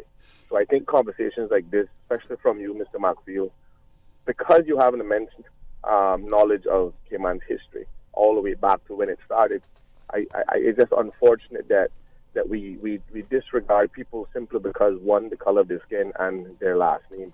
And that's where we've gotten it wrong for many generations. And I would encourage anybody who have the time, and if you have the time, or to come and sit and talk and have seminars and have forums that we could talk about Cayman history, so we can educate people that they could make sound decisions when it comes to election day, that we can stop electing candy shop owners who just handing out sweet bags to get people to... Well, caller, the unfortunate thing about what you're suggesting is that educated people like Teresa, myself, Roy Bodden, Gilbert McLean, as well Oswald Rankin, and all of us, we were considered to be the outcasts, the villains in the society, the educated idiots, the educated fools, the communists, young intellectuals. They vilified us and made people laugh at us. For instance, politicians laughed at Roy Borden when he had a master's degree in education. They told him, they said, "Oh, I don't know what ship he's captain of. I hear he's a master, but I don't see any ship in the harbor that he's captain of," and things like that. That's what they did. It's because our society has never accepted education as a form of progression and evolution. And so today it's even worse now, since you have other people from other places who come into the country and for their own gain, for their own personal economic gain, does not want the populace to be educated so that they can so that the society can be a true democracy. For instance, how those people use the history to further their own nests. The wreck of the 10 sails.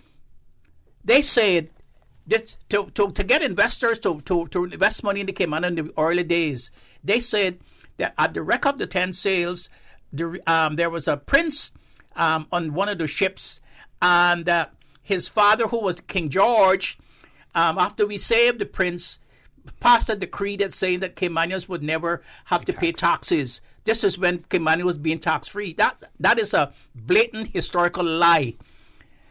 None of George III's sons were on that ship. There was no prince on that ship. No record of any prince was ever saved by Caymanians on that ship. But that's what they did to flurry up the history, so that those people who came in could get people to invest in Cayman. When they were giving out the 50 years tax-free certificates when you form a company. That is how they use history for their own gain. But they're not using history to educate their own people so that their people can have more participation into the democratic system. Teresa and I, Roy Borden, all of us, we have always been willing and able to give our expertise and our education to people. We're happy.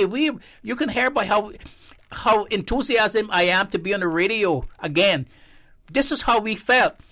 There is no animosity between us, even against those people who kept us down and kept us out of the system. But there's an old Chinese saying that if you sit on the riverbank and you wait long enough, you'll soon see the enemies of your body of your enemy floating by. Mm-hmm. That is what happens. In other words, people say it in different ways. The chickens will soon come home to roost. You cannot have a society that is enclosed, that people do not have information and not participate in democracy and don't understand. You have chaos. Mm-hmm. Caller, before you go, I received a note from one of your colleagues in relation to the CPR petition handover to the election supervisor today at 2 p.m. At the elections office on Smith Road. You want to say anything about that? Yes, of course. I think that it's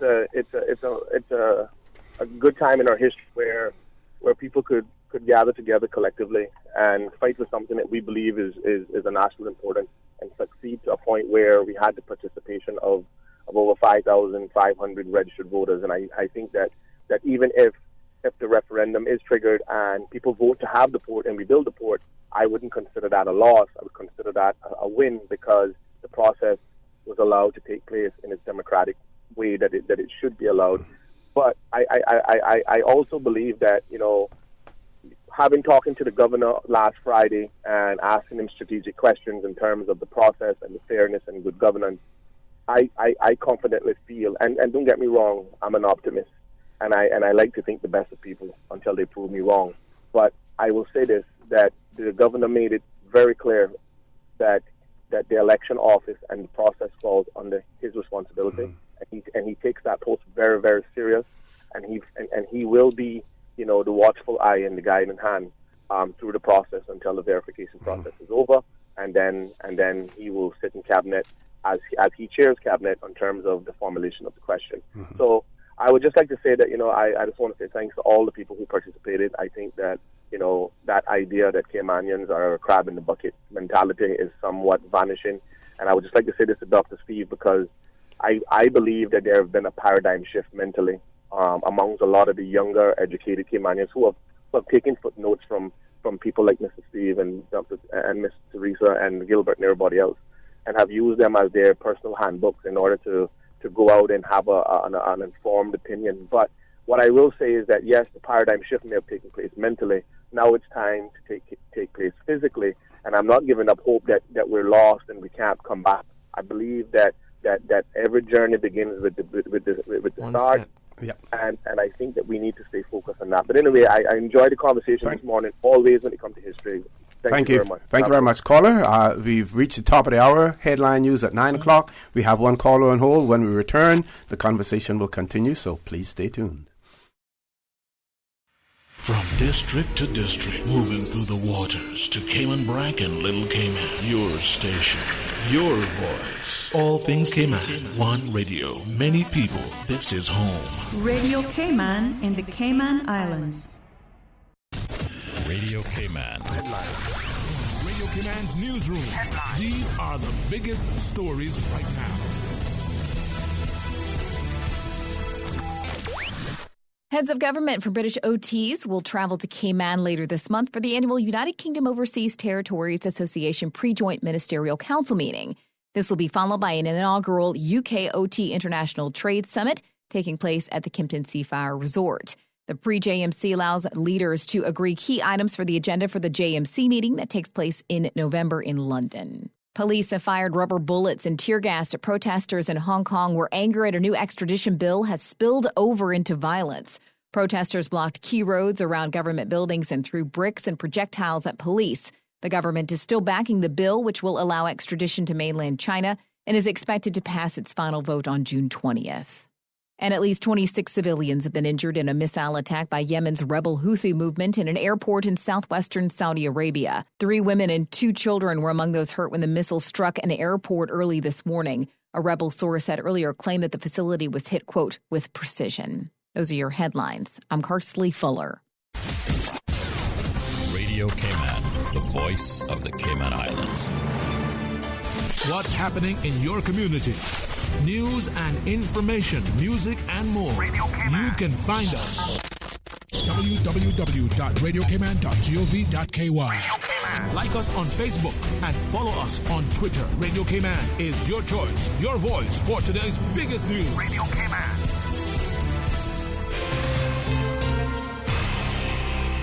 For the record, with Orrett Connor. Initiating system. For information that matter. For the record, with Orrett Connor. Continues right now on Radio Cayman. Good morning and welcome back to For the Record. It is my pleasure to have in the studio with me this morning none other than Ms. Teresa Pitcairn and Dr. Steve Macfield. We're going to the phone lines. Caller, good morning. Welcome to For the Record. Hi, good morning. Good morning. How are you? I'm good, thank you. And good morning to Dr. Steve and Ms. Teresa. First of all, I want to congratulate everybody who participated in the referendum. And I'm really glad that we've gotten to the point where we can have a people's initiated referendum. It shows that, we are very much in tune with what's going on in the country, and that makes me very happy because for years so many of us do not read the Hansards, do not listen to the debates, do not read a lot of stuff about what's happening in the government. I've been reading everything about the government from I was in ponytails. So I can afford to tell you that I'm really floored today that we have actually got people that got and participate in this and, for the change. I, for one, am on the environmental impact of it. I know we could do with an improvement to our dock. Yes, our dock facilities is old and, they really could be improved. But I'm still very concerned about the environmental impact on our, marine ecosystem that this is going to cause. So that's where my main interest lies, and that's why I also signed the petition. And you don't have to call me to verify I signed it. I'm Carrie Tibbetts. I signed it. Anyway, I also wanted to address something else that I want people to participate in a petition with me that I'm going to be bringing forward. Is to get those strata laws amended where people are, as homeowners, if you have a dispute with your strata management and you're, withholding paying your strata fees for that reason, the law that was changed by the previous Minister Tibbetts basically gives you no more power as a homeowner, and you're engaged in a mortgage, but you have no say in the strata management and overseeing of the property where you reside at. And I think that's totally unfair to take away an owner's rights in that way. We need to get that law amended and put that right back and give us authority and give us power, even if we have disputes. I can understand if some of the disputes has to do with you just blatantly refusing to pay. But if you have valid reasons why you're not paying, then you should have a vote, and you should be able to continue to participate until an amicable settlement is reached. That's the issue that I have with the strata law, and it needs to be amended. It's basically pushing Caymanians out of their properties. And the other aspect of that law that's cutthroat, that a clause was submitted in there, is that a strata manager can take you out of your home and rent it, even if you have a dispute with the strata management. And that's the issue I have. Why should you have to be kicked out of your home? They rent it and you're paying a mortgage on it. Where in the world are we putting these clauses and these laws that are an infringement on an individual's prescriptive rights to a certain degree of ownership to their property and having say in it? I mean, I'm not a seasoned legal mind, but I've seen enough of it to see that it's very wrong. And I'm pretty sure Ms. Teresa, the brilliant mind that she is, would probably agree with me, along with Dr. Macfield. Thank you, gentlemen. And anyone who want to participate, please call me, 917-8885. We have to get this law fixed. Thank you very much. Thank you very much, caller, for that. Switching gears again. Can I just sure, make Ms. T, yes. Right. I know one of the comments that Mario made just now was about the importance of education, and I think he meant education in general. And I'd just like to add that I'm also talking, when I say education, and I'm also talking about emotional education as well, because you have quite a number of Caymanians who have gone abroad, acquired a degree, they're sensible, and they're home, but you haven't seen a significant change in the political behavior, especially the political voting behavior. And to be frank, many Caymanians don't like acknowledging the fact that they're Negroes or have any Negro background. And that double consciousness that Frantz Fanon has always spoken about, where colonialism leaves some of these, ugly situations behind. Acknowledging and appreciating and valuing who you are, irrespective of your color and your race and so on. There is nothing wrong with that. I mean, one of the reasons why, you hear there's this conversation as to why we discontinued employing Jamaicans as we used to was because we wanted to bring in more people that are with the straight hair, and we wanted to brown the community, the browning. So there is that element which prevents us also from moving forward. And I'd like to dovetail that to what we were talking about originally, about folks not being motivated to embrace legislation that deals with public conduct. Many of us accept the handouts that we receive from politicians, and I'm going to try and be as sensitive and candid about that, because when you give a hand up by giving someone a meal or whatever, I am not saying that there's anything wrong with that. But when we institutionalize giving folks money in envelopes and so on, instead of creating an economy that allows us as a community, to participate in the success of that economy so that we become independent, that is the wrong. That is the wrong that I am speaking of. Our politicians have a responsibility to ensure that we all can participate, if we want to, in the economy without any fear or favor. Or in these times, folks are telling me that when you go for a job and people recognize that you're a historic Caymanian as opposed to a new Caymanian, you're at a disadvantage owning your heritage. And again, there's something wrong, cynical wrong with that as well.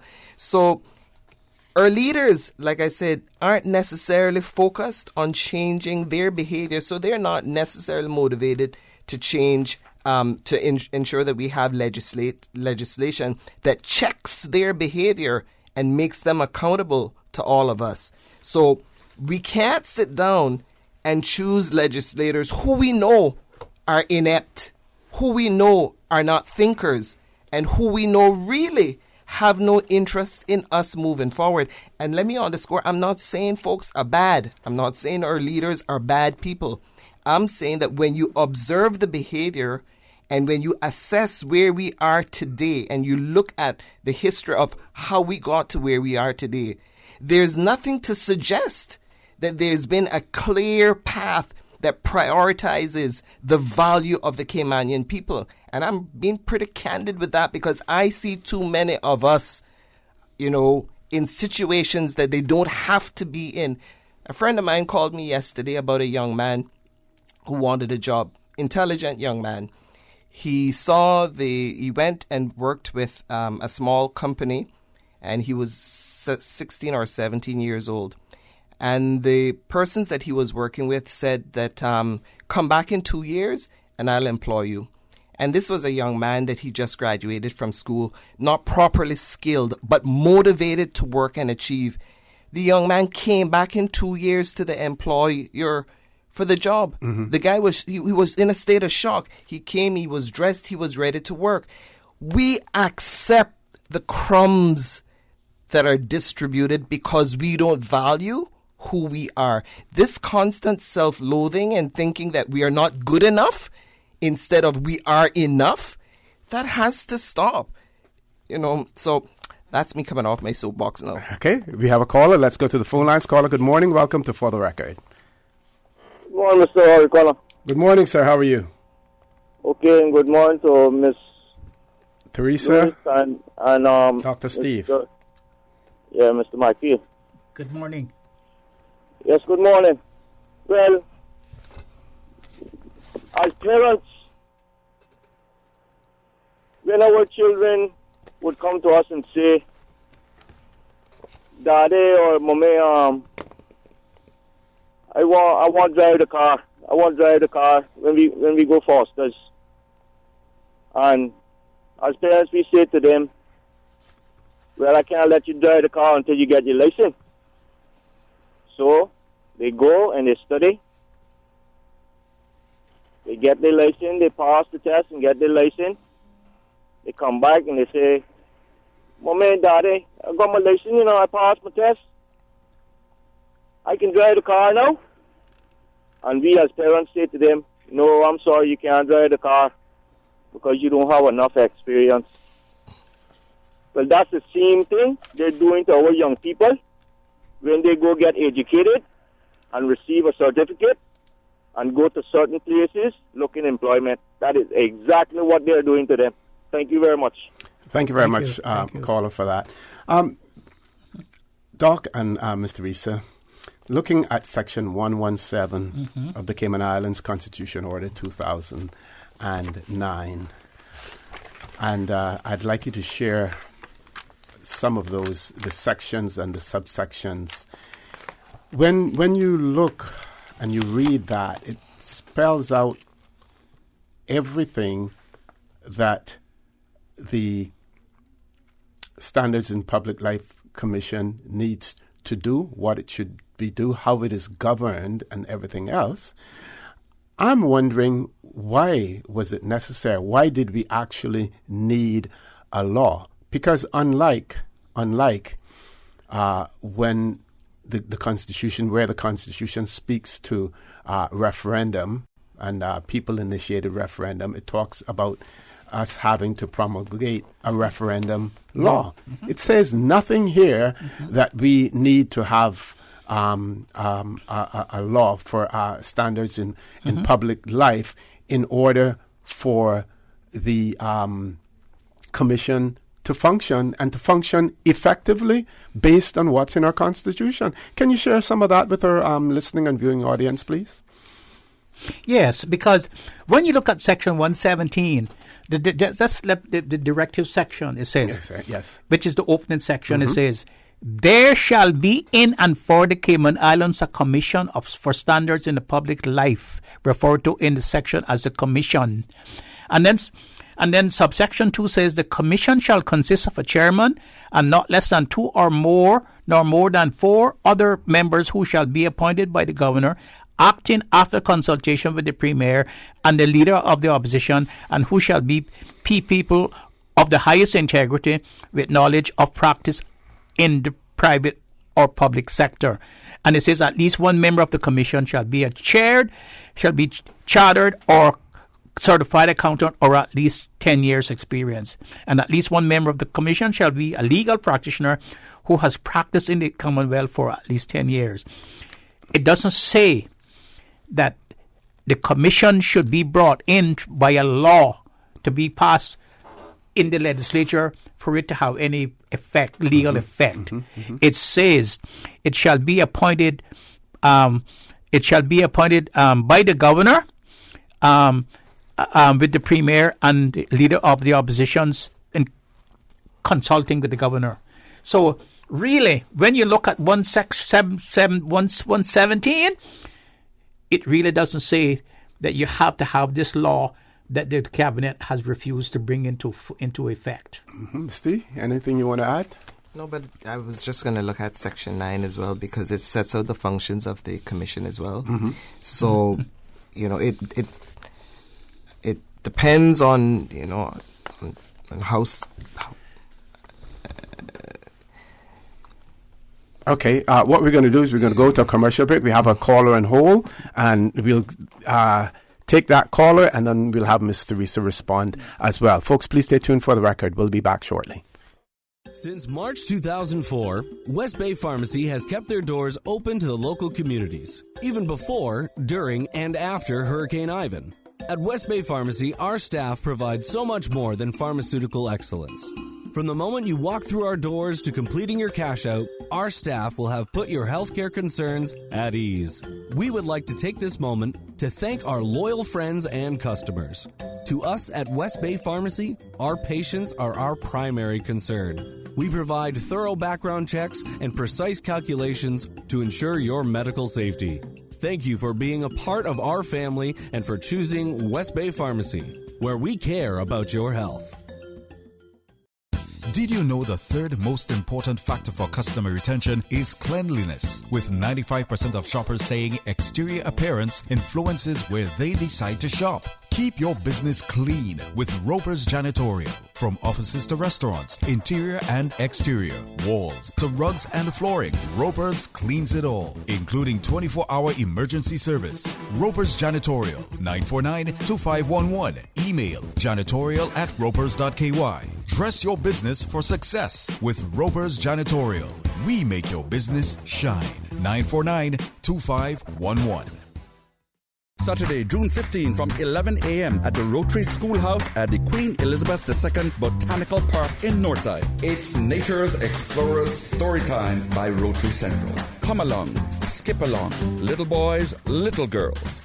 You, our little people, are about to have a marvelous experience. The Nature Explorers Storytime of your lives, featuring Spark School of Performing Arts. Storytime comes alive at the Rotary Schoolhouse in the Botanical Park, where goodies and snacks will be provided for the children. Children must be accompanied by an adult. Nature's Explorers Storytime by Rotary Central. Innovation, inspiration to the next generation. Rotary Central. Be the inspiration.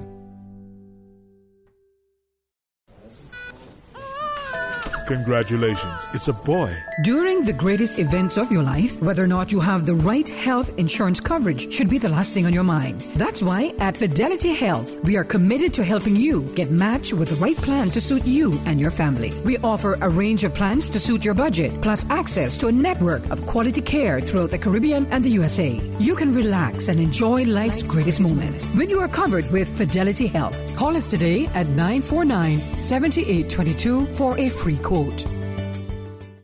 the record, with Orrett Connor. Initiating system. For information that matters. For the record, with Orrett Connor. Continues right now on Radio Cayman.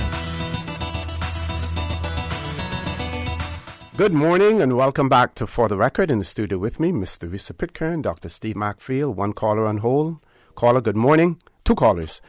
First caller, good morning. Welcome to For the Record. Good morning, Jose. How are you? Good morning. I'm fine. And yourself? Yeah, Mr. Risa, how are you? Morning, hon. I'm good. And Dr. Macfield, sir. I'm fine too. How are you, my friend? Yeah, good morning.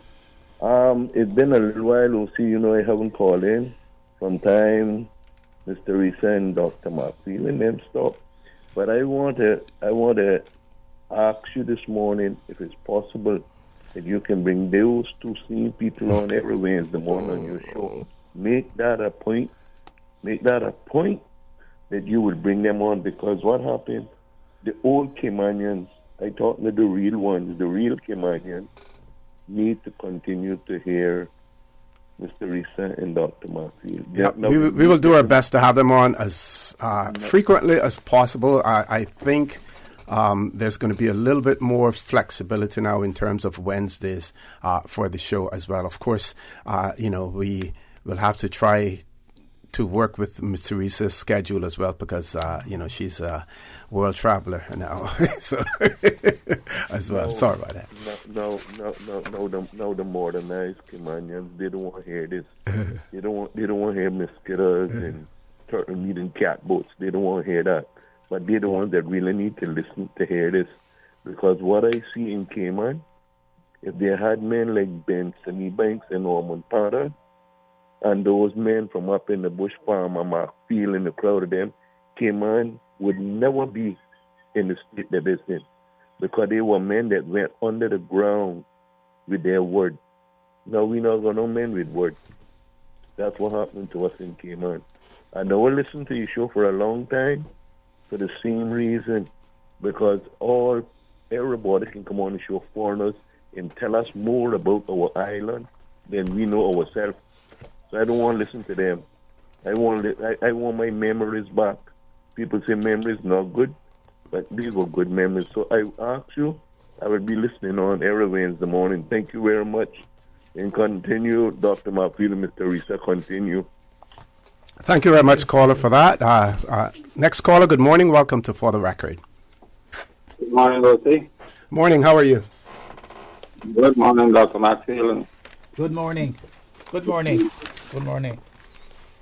And that, of course, last but not least, Mr. Risa. Can't forget. Hi. Morning. Before I get into what I really wanted to call about, the caller previous to myself mentioned something. It was just yesterday I was driving and I said to myself, I wonder what happened to Teresa. Even Dr. Macfield, I don't hear him on there often enough. But it's good to hear both of you. Thank you. Thank you. And I'll have to endorse what the caller said. You guys should be there more often. But I was listening to the conversation. As you know, my wife passed away, so I have to do everything myself. So I was seasoning up some chicken, and I said, I wonder if I should get on and talk a little bit, because I was privileged to be living in Jamaica when they became independent. And the only reason why my parents moved to Jamaica was because there was nothing in the barracks. I mean, I was in Standard 6 about 3 years and nowhere else to go. So I was privileged to grow up in Jamaica. And Jamaica is a beautiful place. I love it. But I remember a priest told me once before he passed away, he said, young fella, he said, Jamaica is a beautiful place, but men have spoiled it. That's exactly what's happening to us. Because the young people of this country, I mean, the educational part of it is very important. But I'd like to point out that when I ran in the last election, most young people who I came in contact with, they wanted a handout of money. And of course, I had no money. Even if I had it, I would not have done that, unless maybe it was a dire circumstance. So I don't know how to change it. I called in yesterday for Mario and the young lady there, what's her name? Michelle. Mm-hmm. And I think that they kind of misunderstood. What I was trying to say is that how I see it now, this referendum that they want to have, unless they act very quickly, because it seems to me that the powers that be, they have a different view of, I mean, it's like they just put it under the bridge. They're going to do what they want. And that is so wrong. You know, all the statutory boards have people who are their cronies, I have to say. It's a harsh word, but why should all these boards be made up of people who support them? I remember when Truman and them were in there, I was on 5 boards. And somebody told me, well, the reason why they put you on so much boards because they don't know which side of the fence you're on. But, I mean, something has to be done in this country. And I'm so supportive of these 2 young people and the rest of the team who are trying to get this referendum going. And I do believe that the governor has a good heart, but it seems to me that people who ran in the last election, who got in as independents, they just sucker up to the powers that be and become their lack of voice. And I can't be that minded. Having lived in Jamaica, went to school, went to high school, went to college, worked, married. Jamaica was beautiful. And then along comes a prime minister who tried a different thing and everybody started to leave. Do we want that to happen here?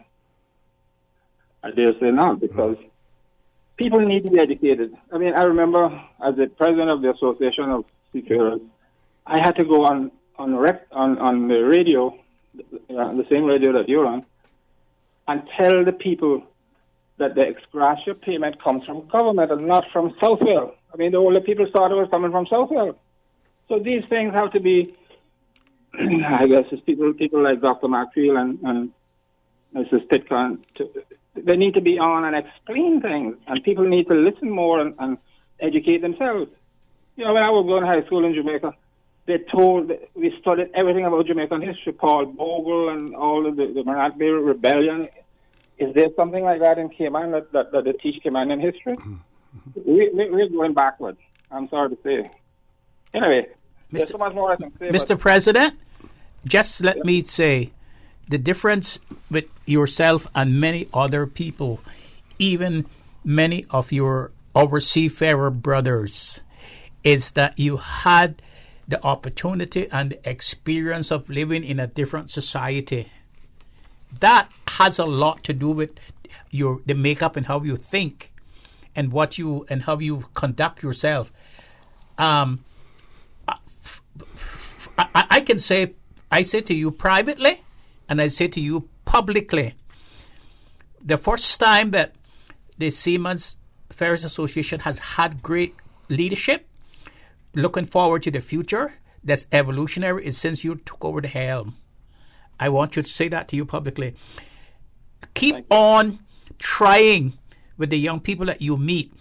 What I would suggest to you to do now is what I suggested to the other leaders of that association, which is a pivotal to our part of our success, is that you should consider having a cadet arm of the Seamen's Association.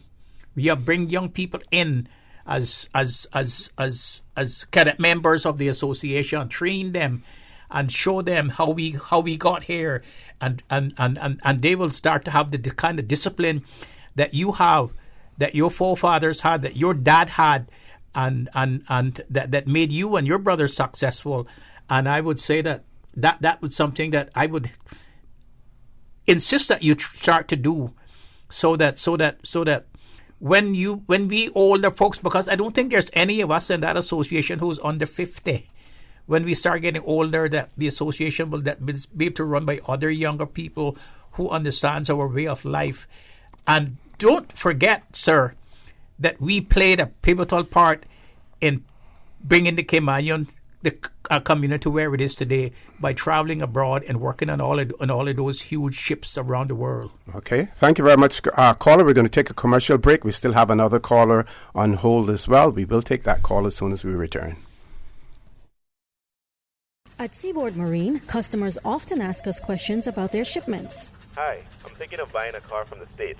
Which port do you ship out of? Hi, we ship out of Miami, Houston, and Brooklyn. Just let us know your port of choice and we can provide you with a quotation and answer any questions you may have on insuring and protecting your vehicle during its journey. Shipping shore to shore, Seaboard. Saturday, June 15 from 11 a.m. at the Rotary Schoolhouse at the Queen Elizabeth II Botanical Park in Northside. It's Nature's Explorers Storytime by Rotary Central. Come along, skip along, little boys, little girls. You, our little people, are about to have a marvelous experience. The Nature Explorers Storytime of your lives, featuring Spark School of Performing Arts. Storytime comes alive at the Rotary Schoolhouse in the Botanical Park, where goodies and snacks will be provided for the children. Children must be accompanied by an adult. Nature's Explorers Storytime by Rotary Central. Innovation, inspiration to the next generation. Rotary Central. Be the inspiration.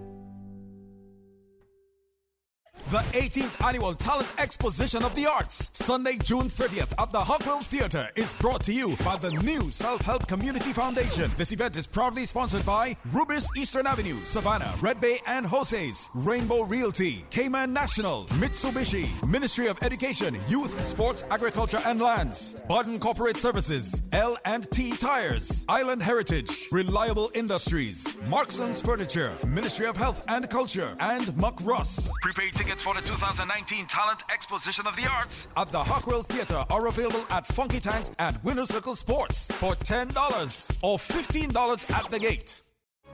Sometimes having a middleman is not a bad thing, especially when it comes to insurance. Do you know that when it comes to cost, ease, speed, and peace of mind, insurance brokers ranked higher than when customers buy direct? So, for all your insurance needs, call Fidelity Insurance. We're the middleman you want. Call us today at 949-7822. Fidelity. We're good for you. For the record, with Orrett Connor. Initiating system. For information that matters. For the record, with Orrett Connor. Continues right now on Radio Cayman.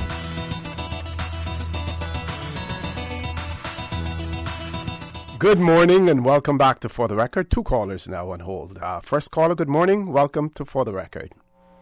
Good morning. Good morning, sir. How are you? Morning, Elvis here from Aquila from the Bronx. Good morning, Mr. Ganja Man. Oh, my goodness. Yes. Morning, Dr. Steve. Morning, Miss Catron. Yeah, morning. Morning, Mr. No, that's not Miss Catron. That's Miss Teresa Pitcairn. Yeah. Miss Teresa, I'm sorry about that, man. Okay.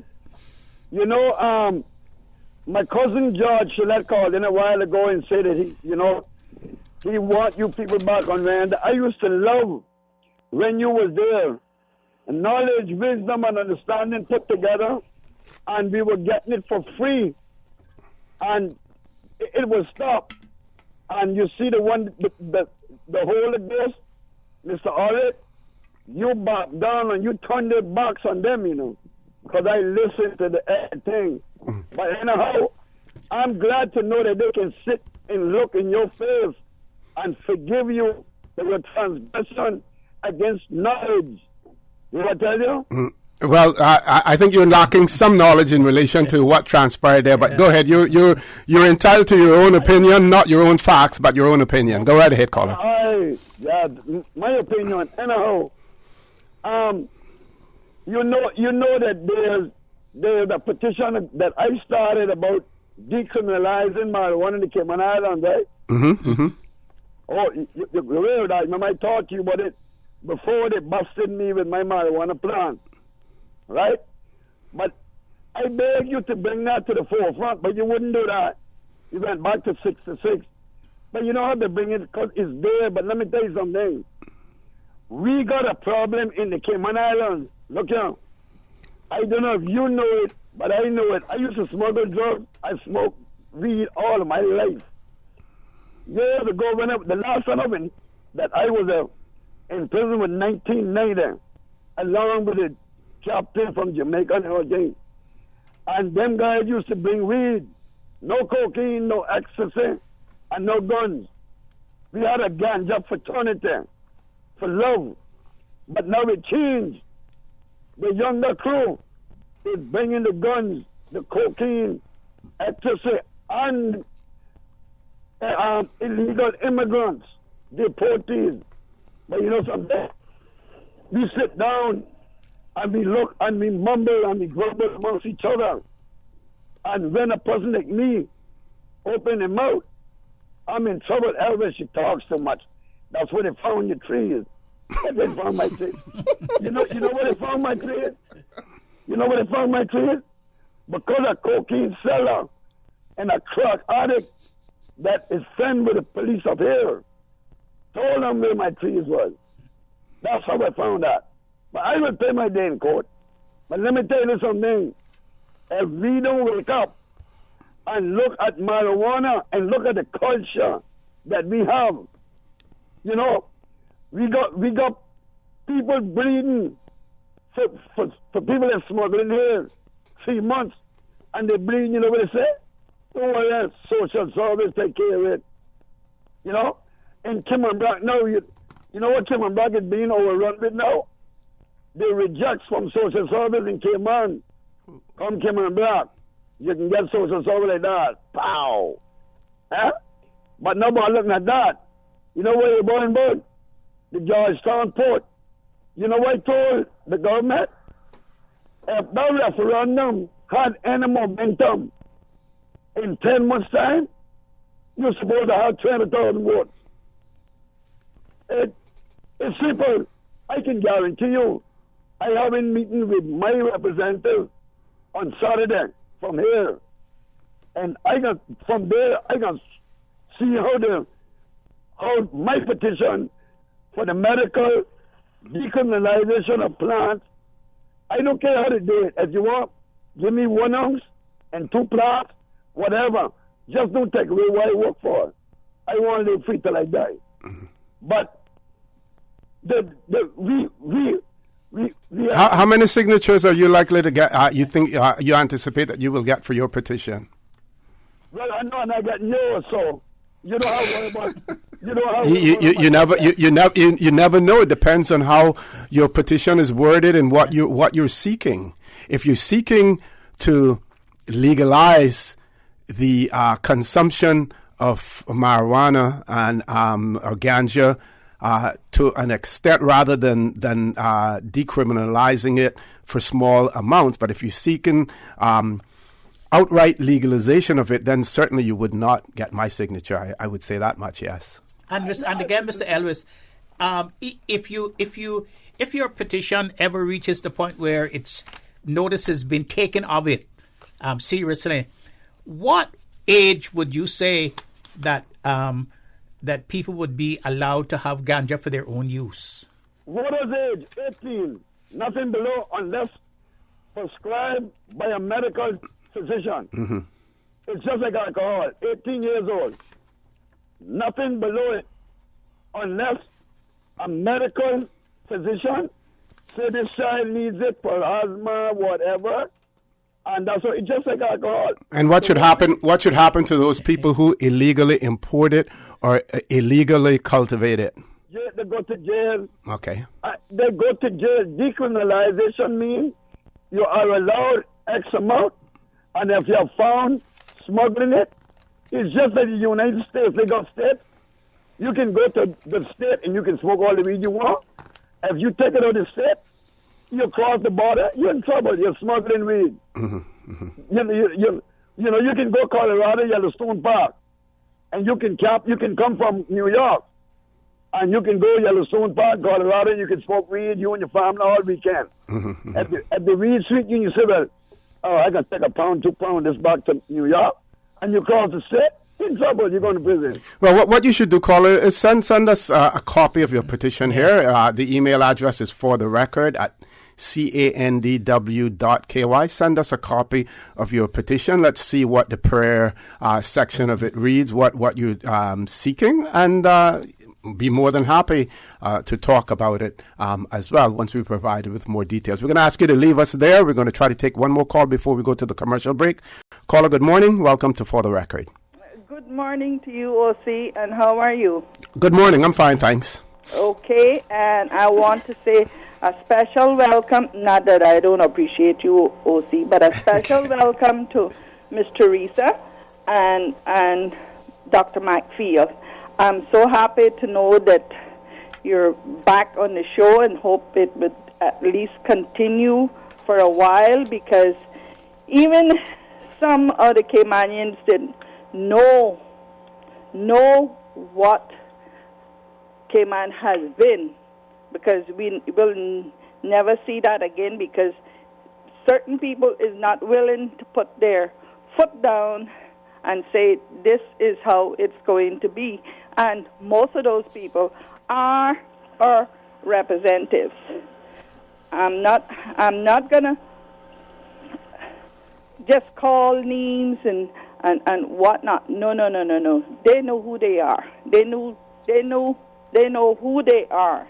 But I'm very happy to know that an educated Caymanians in this island that went off and got education and still without jobs, but yet the important people that they know nothing about. They don't know who their grandpa nor their grandmother is, and they getting employed.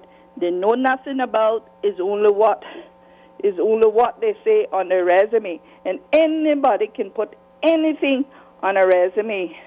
Our government, our politicians, excluding Mr. Ezzard, because for some reason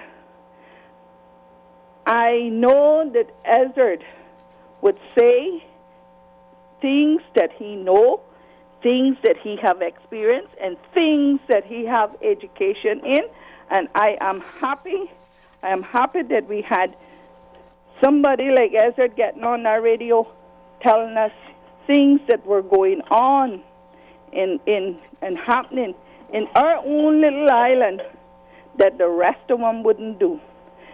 Thanks again, and I am happy to know that Dr. Maxfield and Ms. Teresa is on. Thank you very much, caller, for that.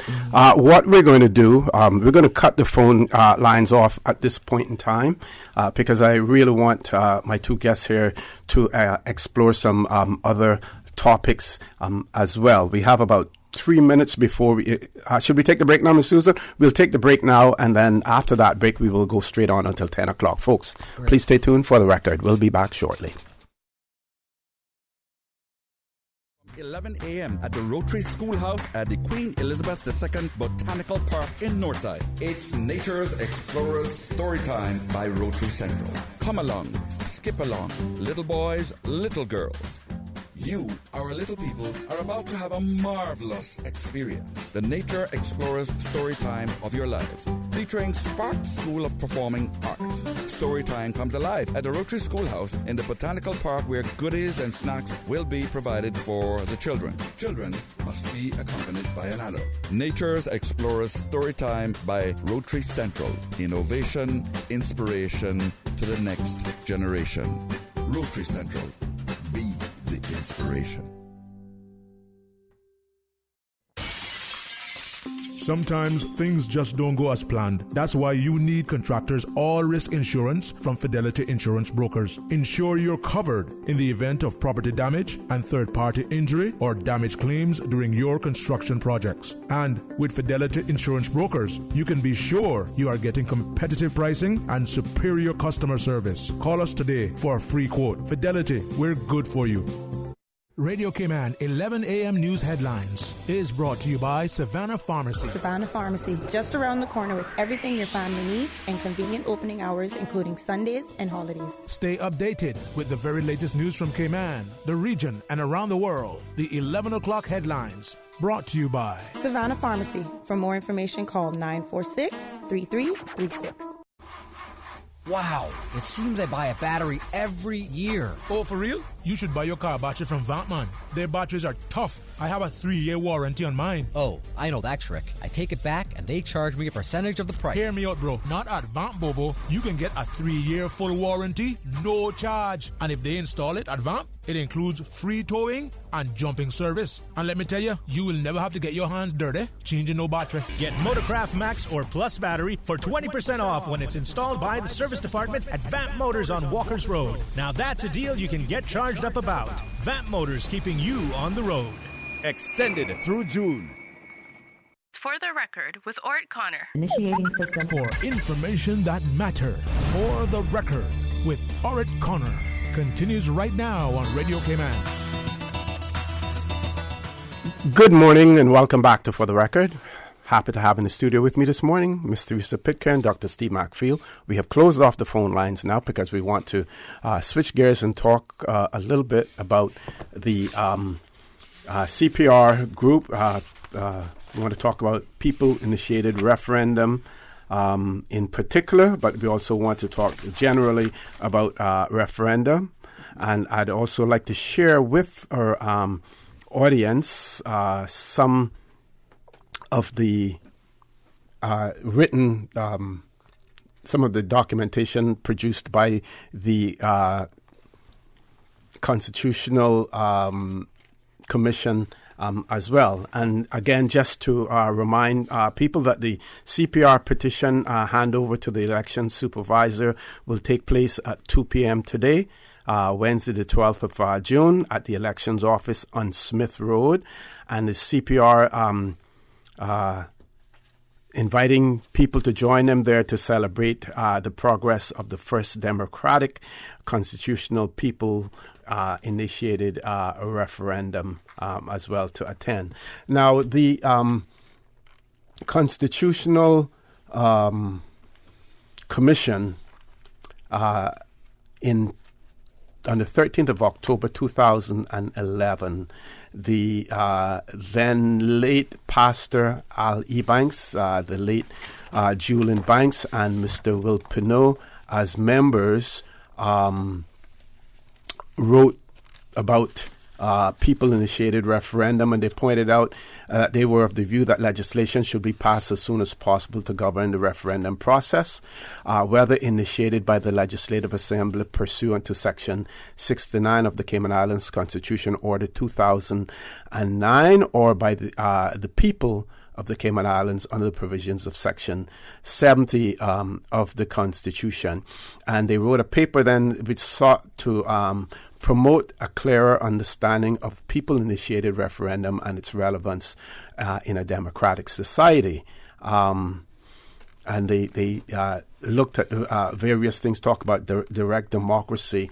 Now, I also like to correct things that sometimes are said erroneously. And I heard someone previously talk about and mention the fact that the 2009 Constitution is the only Constitution that we had that made provisions for a referendum. No. And that is incorrect. Yes. It is the only Constitution and the first one that made provisions for a people-initiated referendum.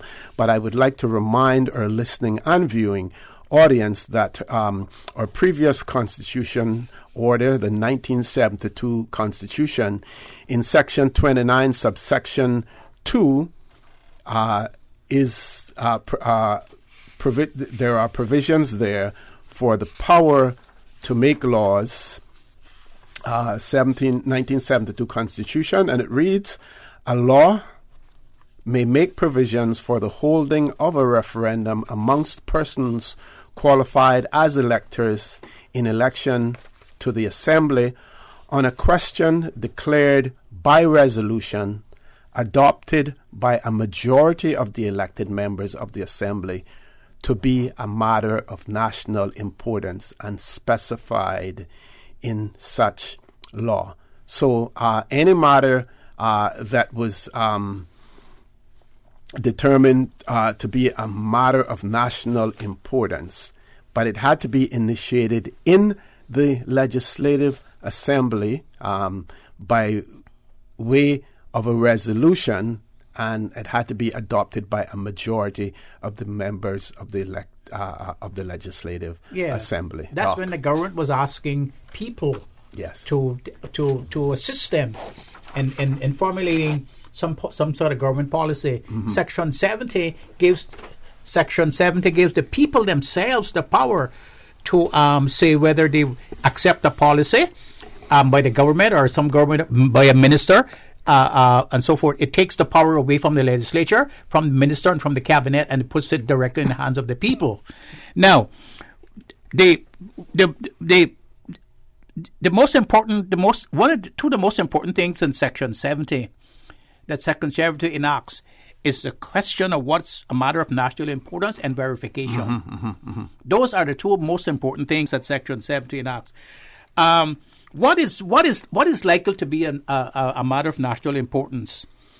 I was doing some research in it before I came on, and I found that things like any action is likely to have a significant impact on a matter protected under, for instance, the national environmental law. And now I understand why there's a move ahead to amend the environmental law, because that is one of the things that defines national importance.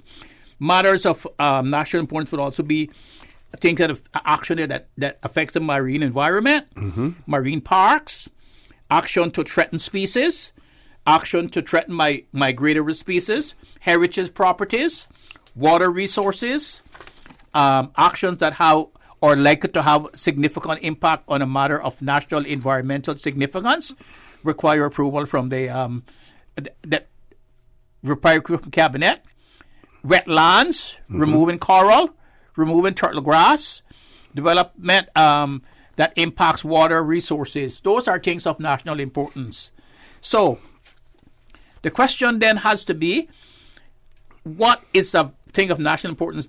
And one of the reasons why you need an environmental law, because that would set out how you go about defining whether an action is a thing of national importance.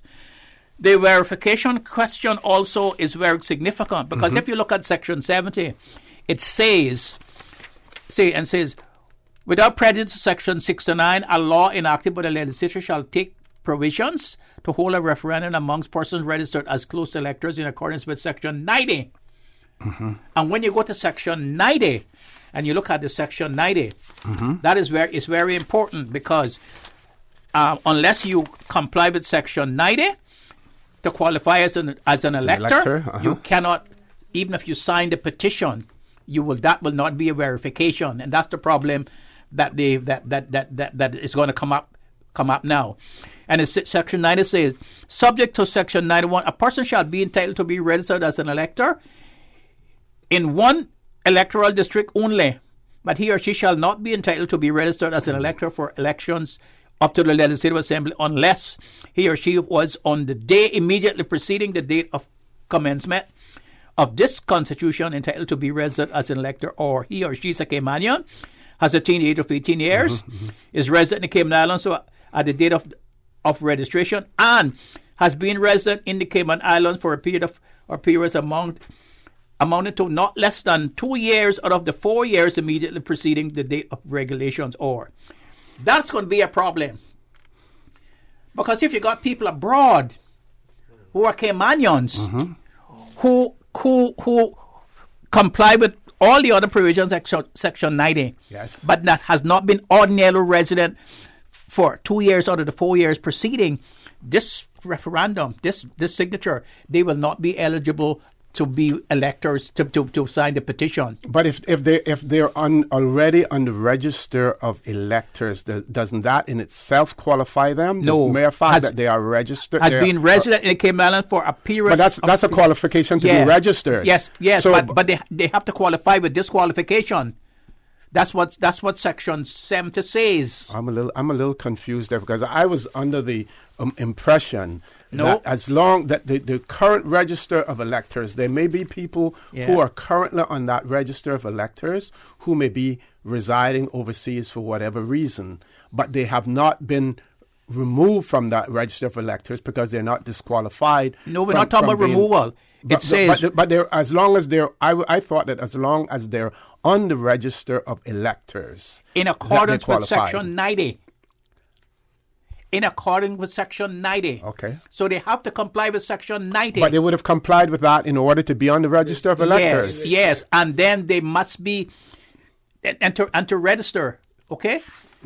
And so anyone seeking to register now would fall under that. Yes, right. Yes, okay, that's what I'm saying. Okay. Yes, what I'm now, saying. let's talk a little bit now about this whole verification process, because that is appears as if it's going to be one of the areas of contention and how we go about that verification process. Now, if the electors' registration cards have a signature on it, and if that signature is held also electronically by the elections office, then to me, the process of signature verification would simply be a visual examination of the signature on the petition and the signature that is held by the elections office. If there is no signature available in the elections office to make that comparison, then there's a way of verification. Now, what I'm hearing about people being asked whether or not, the possibility of people being asked whether or not they sign the petition voluntarily, whether or not they were coerced in signing it, I do not see that as being a part of the process being constitutionally correct to ask people those sort of questions. That would be against the Bill to of me, Rights. all the supervisor of elections staff should be determining, is this your signature? And that's it, and nothing else. So I do not. Are people really doing that? I do not. I heard that there's a possibility that people may be asked that. No, that's silly. But I do not understand why I hope it isn't. They have opted out to have a face-to-face verification. Mm-hmm. A face-to-face verification is not the preferred procedure, because now we have digital assistance. Mm-hmm. Nearly every country has digital assistance. You see. I know that digital assistant has some faults. It could be errors, wrong or late information data. But when you have, and I think for every card now that you get, you have to sign for it. It's not right. You have your signature now on your card, like your driver's license, the voter's registration card. I believe so. I stand to be corrected. Well, I will double check that. Though. I will check. It would be much faster and much easier to have data, digital assistance and verification. Mm-hmm. I do not understand why you have to have face-to-face verification, because that will take just as long to verify as the CPR people took to obtain the signatures themselves. Mm-hmm, mm-hmm, and that would be delaying the process and clouding up the issues. As far as asking people whether they signed the petition or not, if they volunteer, that is not for the verification process at all. The verification process is whether it was you whose name is on the petition. Mm-hmm. Okay. I want to thank the both of you for being here this morning, and we're going to be working out a schedule so that we can have you on here more often. Wednesdays is going to be flexible, and then in the summer, there's so much that we want to do in terms of providing information to the public out there as well. Folks, I want to thank you for allowing Radio Cayman, and by extension For the Record, into your homes, into your vehicles as you traverse the busy roads of the Cayman Islands, into your places of work, whether it be an office cubicle or if you're working in the outdoors. I also want to remind you that we are brothers and our sisters keepers. There is always someone out there who's less fortunate than we are, and I ask you to extend a helping hand to them. If you can't do that, then I suggest you donate to a worthy charity, because we always want to consider those who need, not necessarily those who want or even those who crave. I say to you, have a great day, including Byron Derek Ebanks, who's celebrating birthday today as well. And I urge you to join Sterling Dwayne Banks at 12:15 for talk today. And as usual, we ask the good Lord to bless these three beautiful, wonderful Cayman Islands. For the Record is brought to you by Vamped Motors, the only authorized Ford and Toyota dealership serving the Cayman Islands. Cayman Pharmacy Group, with a location in West Bay and professional pharmacy at CTMH Doctors Hospital. The Cayman Pharmacy Group has a location for you just around the corner. Seaboard Marine. With over 35 shipping ports, find your shipping solution by calling 949-4977 or visit seaboardmarine.com for competitive rates. Rotary Central. For more than 110 years, Rotary members have used their passion, energy, and intelligence to take action on sustainable projects. Fidelity Bank. For all your banking needs, visit fidelitygroup.com. Fidelity. We're good for you. And Roper's Janitorial. Complete janitorial service for commercial, industrial, and residential. They get the job done right every time.